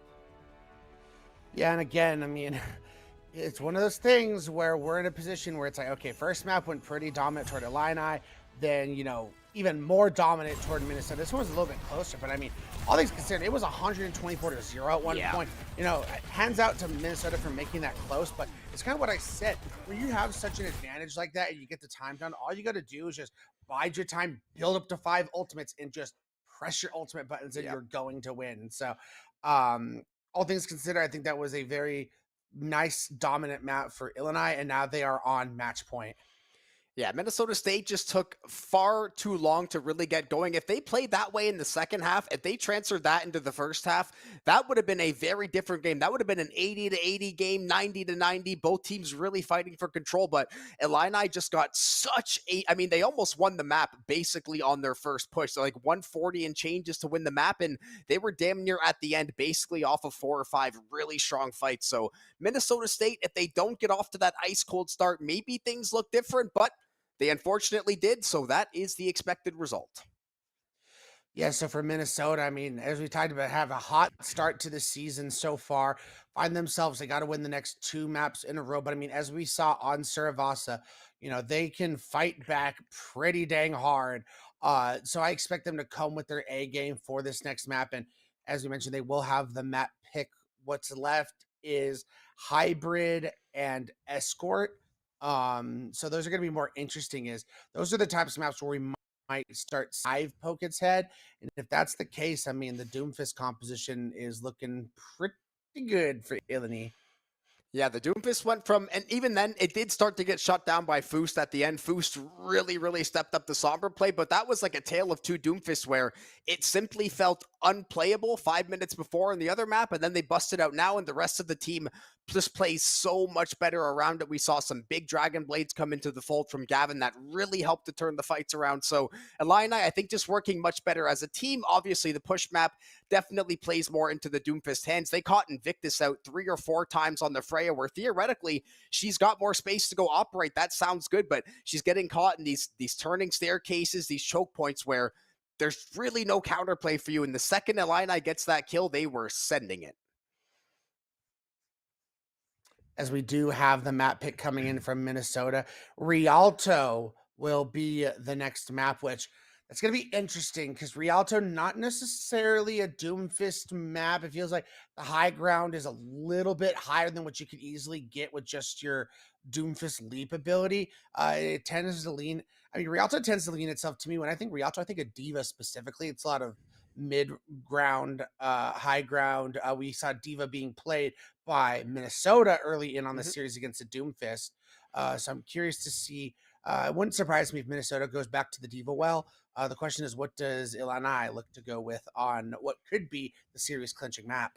Yeah, and I wonder what the bans are going to be then, especially with this map certainly dictating a different play style. I'm curious where Minnesota at State and Illini's heads are just at, thinking, do we need to take away the D.Va? Is there a DPS that we really haven't been enjoying that's been getting the best of us? I don't even think there's necessarily one pick that has taken over this series that is like, we have to ban this player's hero, this tracer has been killing us. There's just been a lot of really solid play from most of the players, and granted, when you have 3 maps that are stomps in polar opposite directions, it can be kind of hard to figure out what the flavor of the series actually is. Yes, I was going to say Rialto is one of those maps we just don't see very often. So it's always a treat when we do see it, and it makes for interesting conversations because it's not always, you don't play it enough to where in every meta what you think is going to be played on this map. So as we do see the bans coming in, the Roadhog more than likely a protect ban coming in from Minnesota. My guess is they were trying to protect their D.Va. And then for the side of Illini, they are going to ban that Freya, which this is also a very good Freya map. So no surprises here. I think that was a very smart ban from both sides. Because the one is just protecting the tank that they feel is going to be very strong for them on this. The other side, getting rid of a DPS that we've seen Invictus play a lot and is good on this map. Yeah, you see Invictus played it. They had a few really nice moments in the early going of the series, so I think it definitely makes sense target out those bans. I'm a little sad, admittedly. I have been loving seeing Roadhog the last month or two I've been casting Collegiate. It has been some of the most fun selfishly, but it is a Roadhog, so I can very much understand wanting nothing to do with that pick. So Minnesota State definitely makes sense. In a map like this, you can and will get hooked off the map. Roadhogs, they will get that job done. So definitely makes sense all the way through. Gavin's going to hop onto the Reaper. JS2 will transition to the Sojourn. And Minnesota State, they're going to be rocking that Tracer cast as the backline damage dealers. Here we go. We get the Zarya v Zarya. As we mentioned, the past when it was the first map, when it was the mirror, Illini won the map, but Wind was more prolific in building that ult charge much faster than Take a Shower. So there's just things to think about. Yeah, when you're both playing the Zarya, energy management is oftentimes the reason that a fight is won or lost, is you knowing the ins and outs of the hero a little better, knowing how to get your timings and those cooldown cycles a little bit more efficient, and then you have a 100 energy Zarya that can instantly take down your entire team. Gavin did go right up into the entire team. Will have to Wraith form out to safety, but able to get a ton of damage. And the name of the game in Rialto is, can you control the high ground and then make everybody else miserable? And they're able to get that opening pick, which just opens up plenty of space and ability to just push forward Gavin on this Reaper. We talked about that was the major difference in these Zarya comps, was having Gavin on this Reaper to just unleash all of that damage upon the entire team. Yeah, back into Wraith form they go. Some nice zoning going on there by Wind. 38% ult charge. Obviously the Graviton on this map, especially with so many underpasses, so many doors and choke points, and being inside these buildings, this is a high value payload that they can send out flying. And Illini able to grab the kill onto Invictus yet again. So maybe that Freya, or Minnesota State Still seeing if they can recover and try to turn this fight around. They do eventually shut down the Reaper, who has been a thorn in the side. Oh, I thought Wind maybe gets away on 1 HP, but unfortunately, that is not to be. And now they're only 0.8 meters away, and they are already going to have the first bonus. Yeah, all things considered, very impressive. And this time, Take a Shower is actually competing with Wind in that ultimate charge for the Mavericks. So they're definitely coming through. They got the Zarya on check right now, and they're doing a great job of just you know, making Gavin's job easy, able to go and be aggressive in the front line, gets a bubble every single time, and is just able to cycle those cooldowns very much easily and just throw down so much damage and make the Mavericks job that much harder. Oh, Nano Death Blossom, that is exactly the kind of combo to try to take down the whole team, but they're only able to find the 1 kill, and then Wind instantly finds the response. So not exactly the Wombo combo that Illini was hoping for. They did get a little bit of value out of it, but there was a little too much sustain on the Minnesota State side, so you only walk away with 1. Yeah, 2 ults for 1 kill, definitely, you know, not the value you were hoping for, but you just did get Kitsune, the Suzu out from Minnesota there. You will be dealing with the Kitsune Rush, but Dialga can throw the Tidal Wave Blast in this one, and they got Foost. And yeah, the overclock into the play as well. JS2, if they're able to lock down the Cassidy, that flashbang was world class to shut down the Sojourn. And then the Graviton invested to take out every other player on the map. A nice sleep landed by the Ana, but Illini getting team killed and rolled out of there on the back of a single ultimate from Minnesota State to 2 used by Illini. Yeah, Invictus going on the big flank and getting it done and shutting down the overclock, while Wind was able to take everyone else down with the grab was big time. And, you know, the fact that Illini is not running any kind of defensive ultimate, you have the Tidal Wave Blast, but it's not like Sound Barrier that can help you deal with grab. So Take a Shower, who will have the grab, but Topaz has the ability to just press the ultimate button and save everyone with the beat. Oh, and the Pulse Bomb's going to be able to take down that Illini support, so Minnesota State, they're the ones that are going to strike first in this team fight, and that might be enough to at least push Illini back for the moment. Kitsune and Graviton both invested by both teams there. The cleanse, though, keeps everybody alive, and this game just feels like a case of Illini misusing the ultimates. Yeah, and they were able to hold on to the beat as well. The Kitsune rush with the Suzu being enough to keep the team alive without needing to press that beat. So now they can look to beat aggressively in this next fight, maybe even save it for a possible Death Blossom that they think is coming, but it just opens up so many different avenues for the Mavericks now to play this next fight. And they've given themselves so much extra time. There was 3 minutes and change when they got the first bonus. They've done a fantastic job of stalling out the play for the last minute and a half. At least try to buy themselves a few more chances to win a big, massive fight. Now Gavin gonna try to get their hands dirty yet again. A little too much healing from the Minnesota State backline there. Death Blossom now online yet again, so they could go for the exact same play, but they won't even have time to pull the trigger. Wind charged up with energy and sending Gavin packing. And now Minnesota State giving the same response to the rest of Illini as well. Yeah, they just have to fall back. After a great opening gambit on that first point for Illini, they've been kind of stopped cold, and there's a reason why this is called the corner of death. It is so hard to break through this point, but this might be the fight for Illini to be able to do that. They could possibly do the Nano Blossom again. They have Overclock, but they got to force out this Sound Barrier. Yeah, Topaz's ultimate is going to be the absolute linchpin for the next team fight. Illini, they've got a lot of damage online, and Dialga should have that ultimate online in the next few seconds. It looks like Gavin really wants to get in there with the Death Blossom, but he keeps playing around the same corner and just dying to a fully charged up Zarya. Wind has just been standing in the doorway and collecting kills. And they ended up nanoing the Zarya. I'm a little surprised there, but it did allow them to outlast the grab with the Tidal Wave Blast as well and the Sound Barrier. So now your Death Blossom and Overclock here should get a lot of value. Yeah, JS2, just see if you can line up one of these heads. This could be that kill that really turns the fight. The disruption, unfortunately, not going to go as far as they would have liked, and that Overclock also ends up getting burned with minimal to no value. Luckily, Gavin able to find something finally with the Death Blossom, and now the rest of Minnesota State looks like they may be slowly falling by the wayside. We do see some really good work out of Topaz and Boost to at least play stall ball and keep the side of Illini at bay for now, and Invictus shutting Gavin down quickly.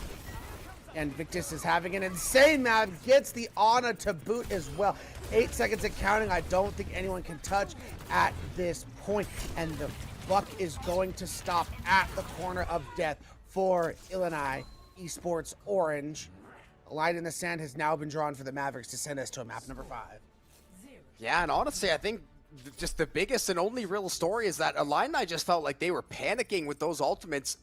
Like, honestly, 4 or 5 ultimates feel like they probably either didn't need to be used when they were, or they didn't exactly find the value that they were hoping to get, where basically Minnesota State would hear those ultis get popped, and then they were ready to take on that Reaper with all 5 players, make sure the healing is all going to the right places. So those wombo combos just not really working as Illini would hope. In Minnesota State, the second they got an edge, they took everything.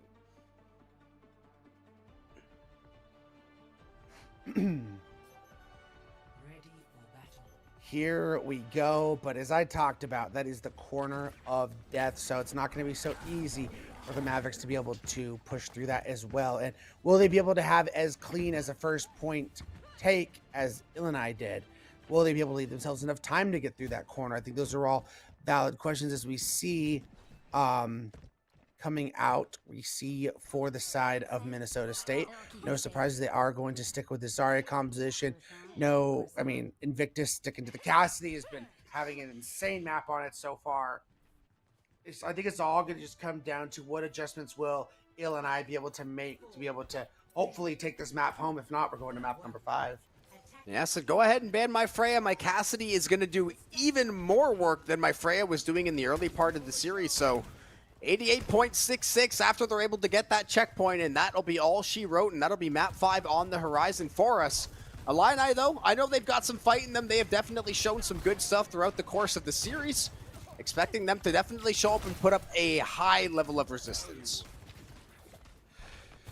Here we go. We see early Foost just having control of the high ground, just trying to put themselves in a good position to go for a dive, a flank.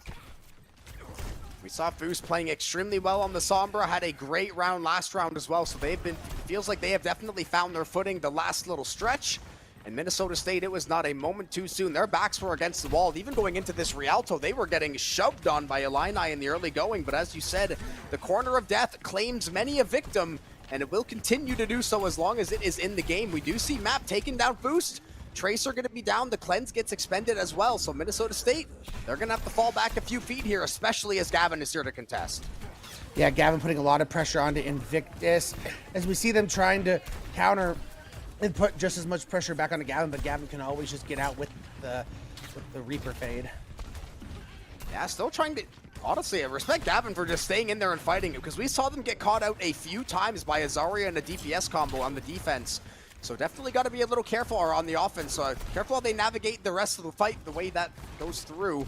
Still trying to do damage to the top side as Rialto goes. It is an absolute bloodbath for top control. Kitsune gets invested the second that the Tracer falls. Minnesota State, I like the idea. Unfortunately, the timing just so unlucky for them. And now you've got Gavin trying to Death Blossom. The backline receives a very timely bubble, and the ultimates from Illini take over the fight.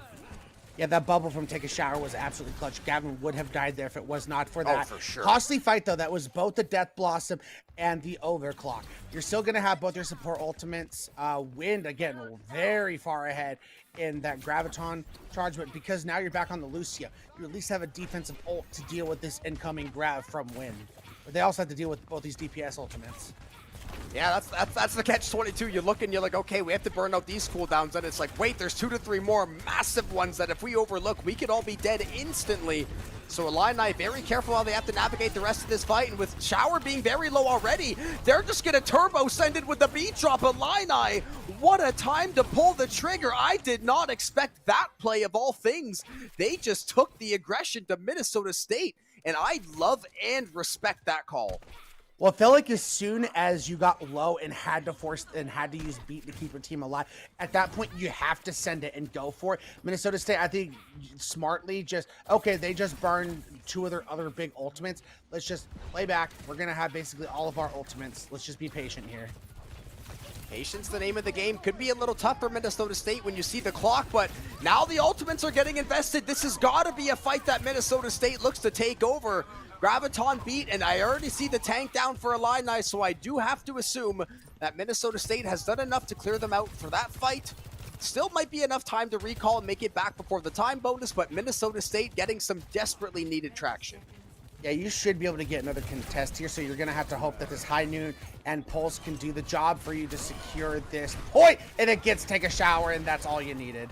That is exactly the target you were hoping to get. The tank drops off instantly, and then you get the rest of the kills to follow through. Minnesota State clutching up yet again. And it does feel like so many teams today, they really lock in when they see a flashing timer on the top of the screen. Here we go. 2.5 minutes for the Mavericks to send us to a map number 5. They got to get the 89 meters essentially to be able to do that, and they have just over 2 minutes. Not a lot of ults currently on their field. Definitely going to be an interesting fight for them to try to navigate. Ying sitting on the Kitsune Rush, so that could be a very, very nice tool for engage for Minnesota State. Gavin so close to getting the Death Blossom online, and we have seen this have mixed results so far this game. There's been some big ones, there's been some questionable ones, and that could definitely be one of these ultimates that buys you that extra time you need to win a fight. Ying sending in the Kitsune, and they're going to send in the Graviton. Gavin's getting caught out. Topaz is cleaning up the fight. They get the beat drop out of Illini as well, and it doesn't even matter because Minnesota State, the damage was done before the beat was sent. Yeah, I don't think you can even touch at this point, folks. We are going to a map number 5. Minnesota State is able to dominate their map choice and keep the hopes alive as we're going to 5. Yeah, this series seemed like it did deserve map 5, especially when we saw the back and forth stomps. I mean, gave me some indication the teams were on level playing field, the way they could deal that damage out to each other. And now map 5, definitely going to be exciting for us. This is going to be to see who has the better record, who's got the head-to-head tiebreaker. And that is exactly where we want to be in a best-of-5 series. Both teams have had their bright spots, they've had their miscues, and now you've got one single map to decide your fate. I think it's crazy just thinking back to the 2 series we've had tonight. So our first series ended up taking like an hour and 45 minutes, and we played 4 maps. We have been 4 maps in this series, and we just hit an hour. Like they're speed running each other. Number 5. Like we're gonna be finishing 5 maps in this series before we did 4 in the previous one. So that's gonna be very interesting, as it's all gonna come down to what the final map picks are and what the final bans are going to be. It will be Illini Esports Orange's map pick. We will be going to hybrid for map number 5. So don't go anywhere, folks. The penultimate map number 5 of this series is right around the corner. Don't go anywhere. We'll be right back.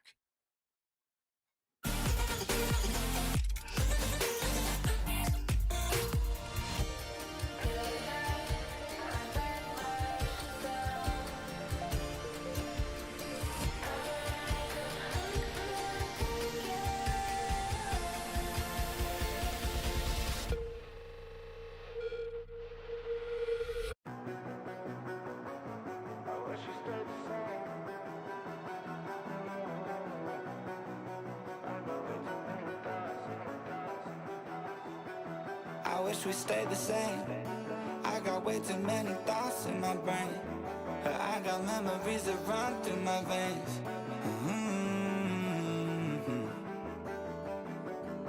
I'm not one to blame, but I could point out every way that you changed. Some things stay up while others go right down the drain. And lately we've been going down in flames. But if I'm honest, I get in my feels when I want you. Say you feel it too, I'll haunt you.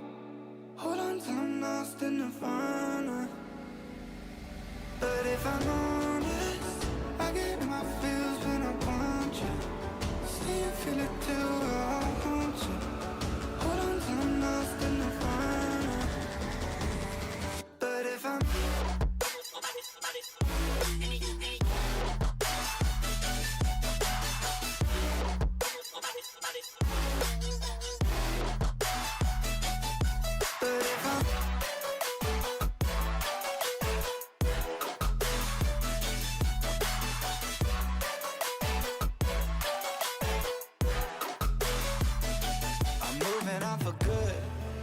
my therapist is saying that I should.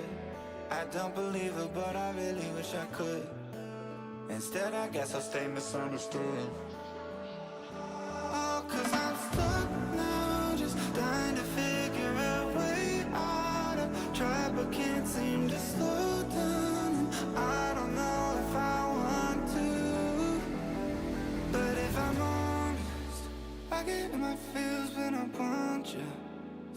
feel it too, I'll haunt you. Hold on till I'm lost in the nirvana. But if I'm honest, I get my feels when I want you. Say you feel it too, I'll haunt you. Hold on till I'm lost in the nirvana. But if I'm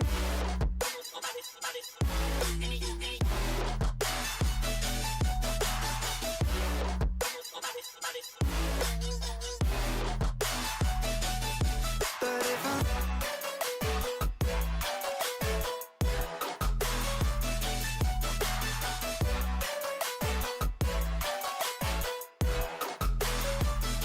Oh, 'cause I'm stuck now, just trying to figure a way out of trap. I can't seem to slow down. I don't know if I want to.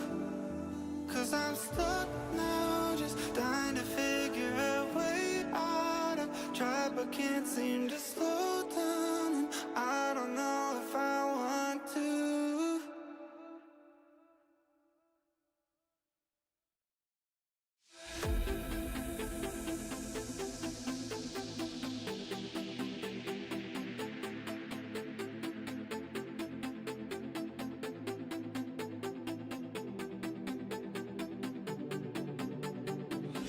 All I seek to find is a world that's mine.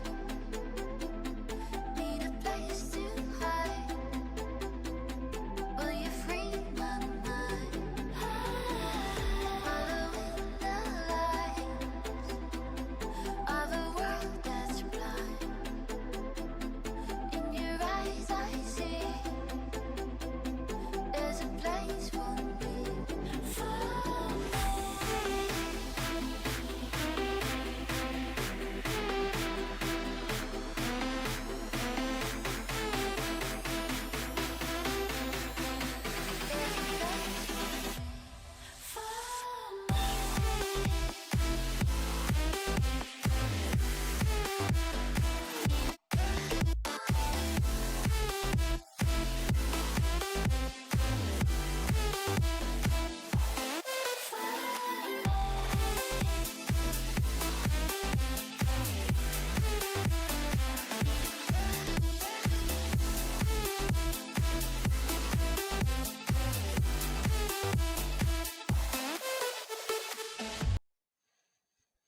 And welcome back yet again as we conclude our Halloween coverage of Overwatch 2 here on NECC. Jobin and Ray, and we've got a map 5 queued up to finally decide who's going to win this extremely strange series. We've had a close game, we've had some mega stomps, we've had everything in between, and now we've got one more map to decide who's going to take it all between Illinois and Minnesota State.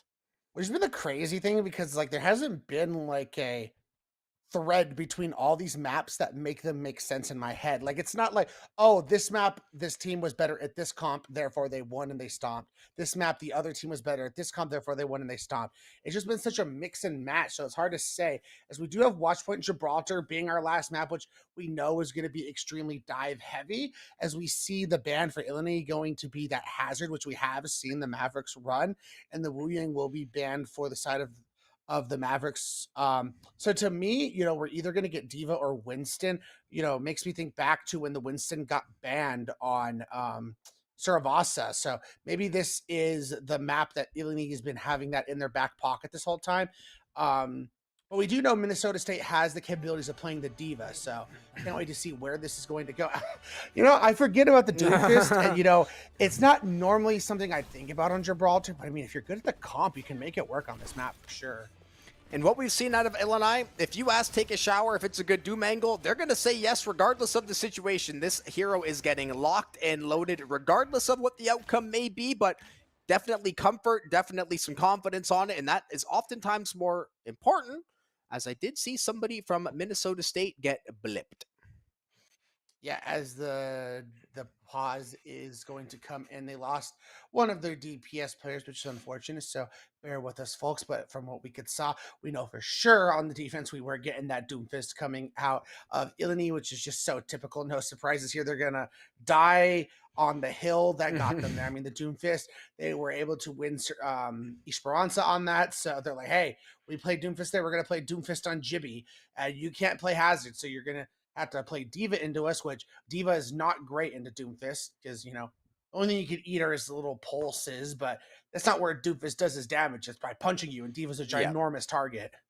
Especially in the split second when you might DMech a Diva, all it takes is that Doomfist to snap on that, and then that tank has zero chance of getting out of there. And obviously, Shower loving the pick, definitely having a fun time on it. And sometimes when it goes to a map 5, even if something maybe isn't the best, or maybe if they did play into a tougher comp, sometimes comfort is just best. And they did sort of get heated up as the series went on. Obviously, playing into the comp they did earlier in the series, it was just unplayable. I don't want to say put that on them because they did lock in the Doomfist. So like, you made your bed, you have to lie in it type of deal, but they have played better as the series has gone on. Definitely inspires some confidence in me, but it is a map 5, and what you said was true.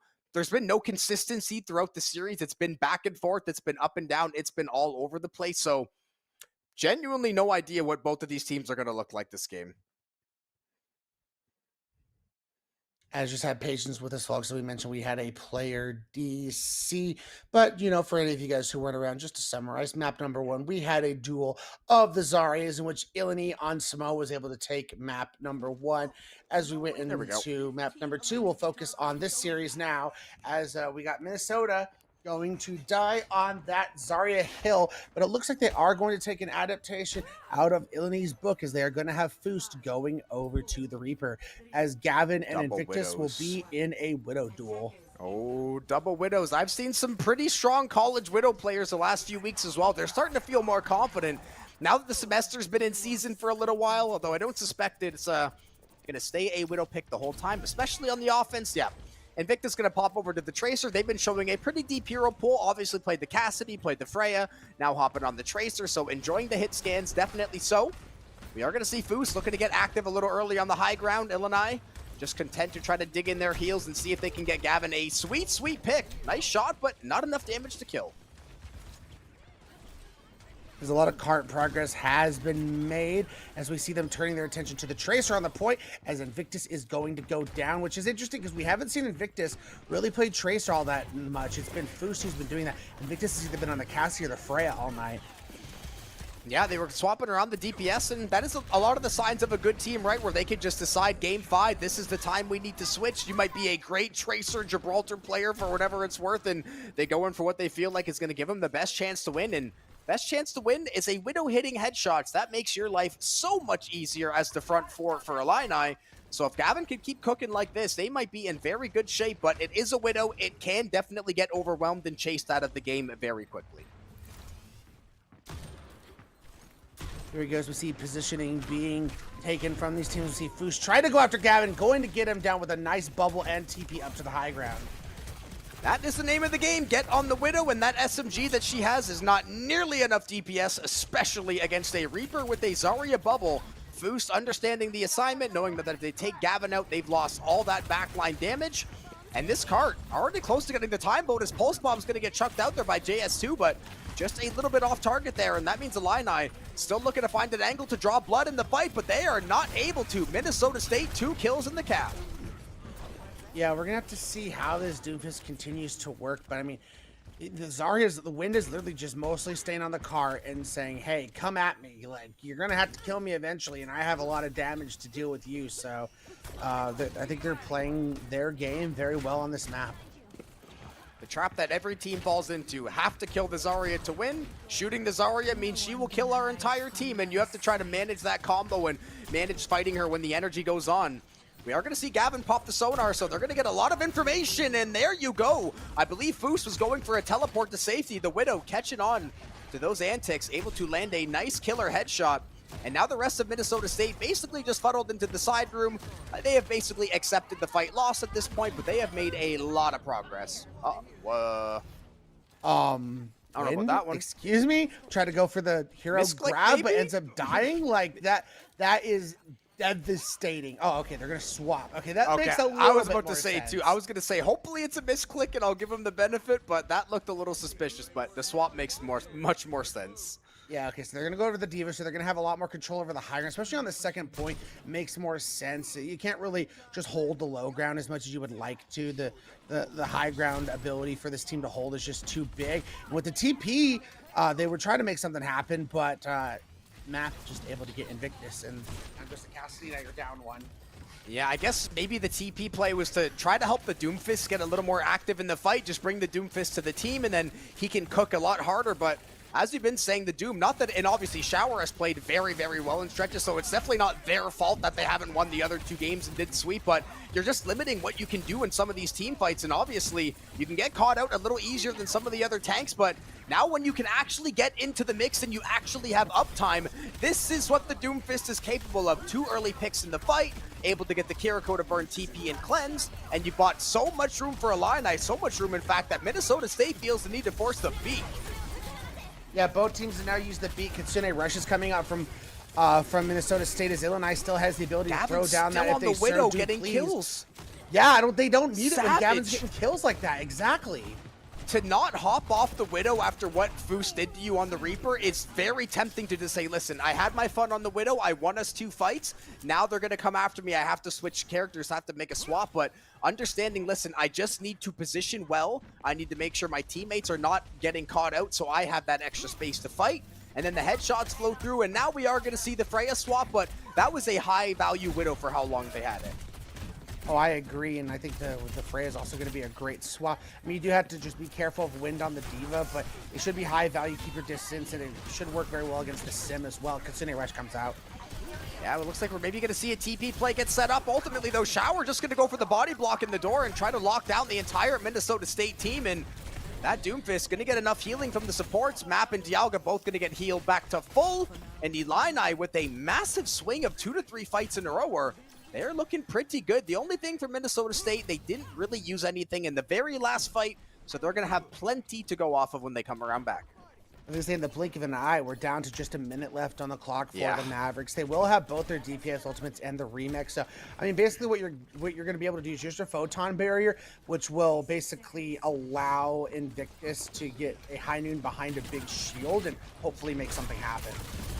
We are going to see the Freya possibly getting caught out. Gavin takes a lot of damage, but that is great work out of the supports. Foos is going to invest the ultimate and instantly getting squished. Shower with a one-shot combo with fists are flying. Invictus and Win, though, these two have been performing all day long, and they're going to find a few massive picks. No Gavin, no Map. That is a big part of this Illinois kit that's going to be not available, and that means Minnesota State, they can continue the march here. And once again, Ray, there's 30 seconds left, and the team that was a backs against the wall feels like they're finding the angles.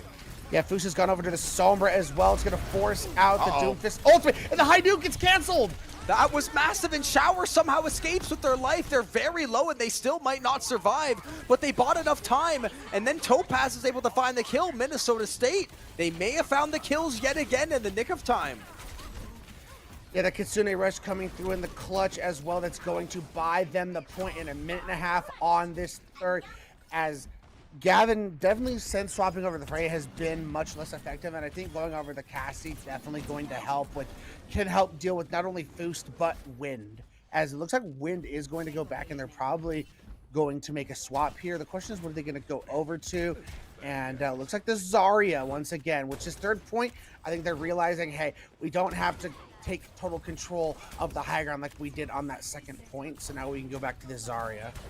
Yeah, now you can play back to that more standard game that you found a lot of success earlier. Just play front to back. Hopefully Foos and Invictus can get cooking for you, and then you can be in a great spot. And the fact that they got this far, considering they got stalled out for so long, still with a great chance to win the map as well. They're going to force a Kitsune. That's going to draw the beat drop out of Topaz. Minnesota State using a massive cooldown, trying to gain any edge in the team fight, but the lone Kitsune, that was enough to at least draw the line of scrimmage and keep Minnesota State back. They are going to send somebody to the back line, and then a random kill coming through on Diffuse from Math means that Illini, they have bought at least another 10-15 seconds, and with the beat drop and a pulse bomb in the back pocket, they are looking very good to win this last fight.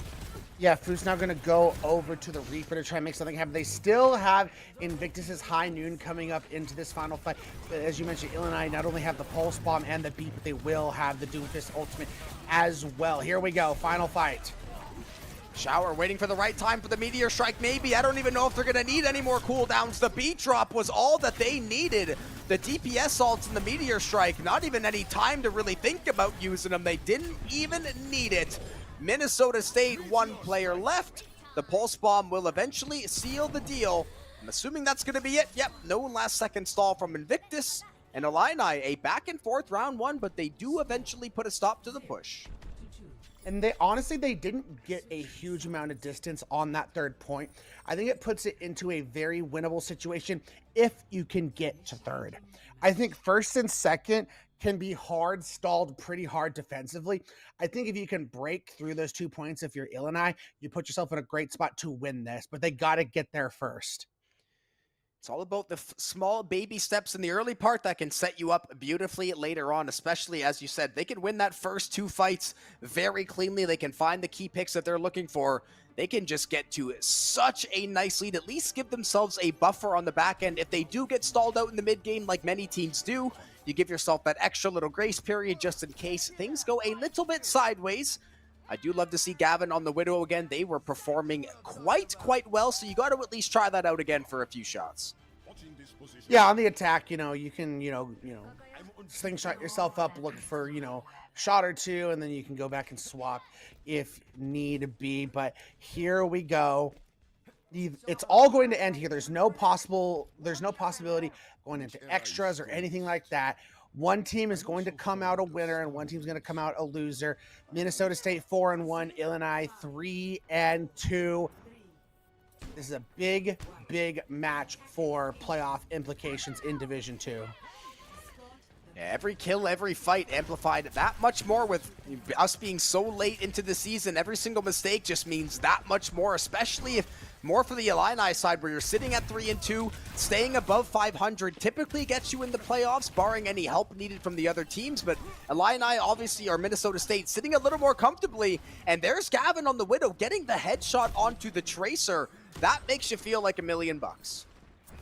Oh yeah, and he's still applying pressure onto these tanks, and they get Topaz on the Lucio. You could have not asked for a better opening statement from the side of Illini coming onto this attack. Oh, and then Wind was disconnected from the DPS, so that means there's no peel for the Doomfist, and Shower is just able to take all of the space in the world. And then you've got Gavin landed a few more shots onto Wind, and Illini, Minnesota State, can maybe make it back for the contest. It looks like they should be able to, but it's going to be a nail-biter if they do. Yeah, they will get the ability to Oh, they don't touch in time. They were actually too far. I guess they killed them just late enough. Wow. Yeah, 5.5 minutes for the 2nd point now on Illini. And as I mentioned, because they didn't get a lot of distance on that 3rd point, I think it's almost essential that Minnesota stops them on the 2nd point. Gavin just shredded the Diva, and then Map just takes care of the rest. 3 straight 100% shots in a row. I think the first one being a critical as well, and that is how you shut down the Diva trying to dive you on that high ground. That is great work out of Gavin again, and I don't want to just gas the Widow only, but it's so rare that we see someone actually stick with the pick and continue to find value without getting caught out often. I mean, just look at this. They're already rounding the final straightaway. Look at the amount of pressure they're having to put on Gavin because of what he's doing on this. And they have the sights too, which is just so much information. Oh, and then you got the Lucio playing frontline defense for Gavin. They almost do take down the Diva. They do demech Wind in the end. Meteor Strike, that's going to do a lot of damage onto the Cassidy. Should be able to find the kill. The last second healing and the cleanse keeps them alive for the moment. Ying coming in clutch, but it was only a brief moment of happiness because Illini just running them down time after time. They are going to have more than enough time to try to work this out. I think I might call this match at this point, Joe, but I think it might be over. 5.5 minutes to get 60 meters. This is ridiculous. Illini, pick this map. I was a little interested to see how the Doomfist was going to play, but they have shown, when they need it, they pull out the Doomfist and they go to town with it. And I think it just works so well with the Widow because you just have a problem with the problem right in front of your face, and then you have the problem that's 100 meters away, and you physically can't deal with both at the same time. Gavin and Dialga have been running circles around some of the squishies. Shower knows how much space they can take because there's a Widow basically playing Overwatch, aerial assault for him in the back line. we are going to hear the pulse bomb get taken out from both tracers. 0.31 is all that Illinois needs, and it looks like they may be able to do it, but Shower's going to go down, and they don't touch! will. It looks like Minnesota State, they get zoned off at the end, and Illini, that was one of the craziest, fastest last rounds I've seen on this map. Wow. Shout outs to Illini. As I mentioned coming into this series, definitely Minnesota State were more the talk of the town at this point and how successful they've been this season. But as I mentioned, Illini has been like that, just consistent. They've been here for a long time in the Overwatch collegiate scene, and they showed, we've been here, we've done that, we got this. Yeah, the clutch factor definitely cranked up all the way to 10 there at the end, because even then, they had a really good start off on the defense. They did a really, really good job of shutting them down in the mid game. They shut Minnesota State down for like 2 minutes in front of the airship, somewhere like that. And then even when Minnesota State got that last good push with the alties, barely got around the last corner. And Illini just said, we're going to walk forward, and we're going to keep walking forward, and there's nothing you can do about it. But once again, huge congratulations to Illini. I think they definitely kept their playoff hopes alive. Both teams now going to be heading into these crucial final weeks before the playoff brackets. Yeah, the playoff push is the most exciting time of the collegiate semester, especially as we begin to get into December. Going to be November soon, and then obviously December is playoff time, and that is definitely a matchup that I could see coming back to fruition sometime again in the playoffs, whether it's even in a quarters or semifinals matchup. Both of those teams, as evenly matched as they were, there was some massive discrepancy at parts, but that's what made that series so interesting. Yeah, but before we call things for the night, I'd like to thank all of our sponsors, especially Wenzel's, man. Wenzel's, they go great with gaming. I actually eat these meat sticks all the time.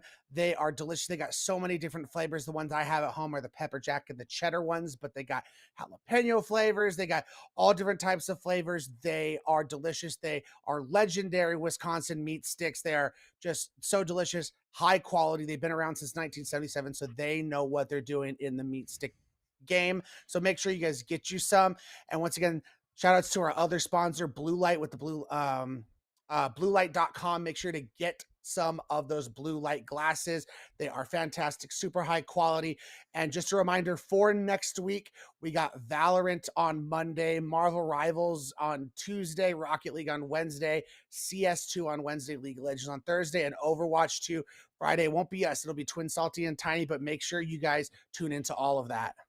Yeah, packed schedule to get the semester rolling on, especially as we gear up for the playoffs. But thank you all so much for tuning in. Go enjoy the last 26 minutes of your Halloween for us, at least here on the East Coast. Thank you all for tuning in with us. Enjoy the rest of your weekends, and we'll catch everybody back on NECC starting on Monday.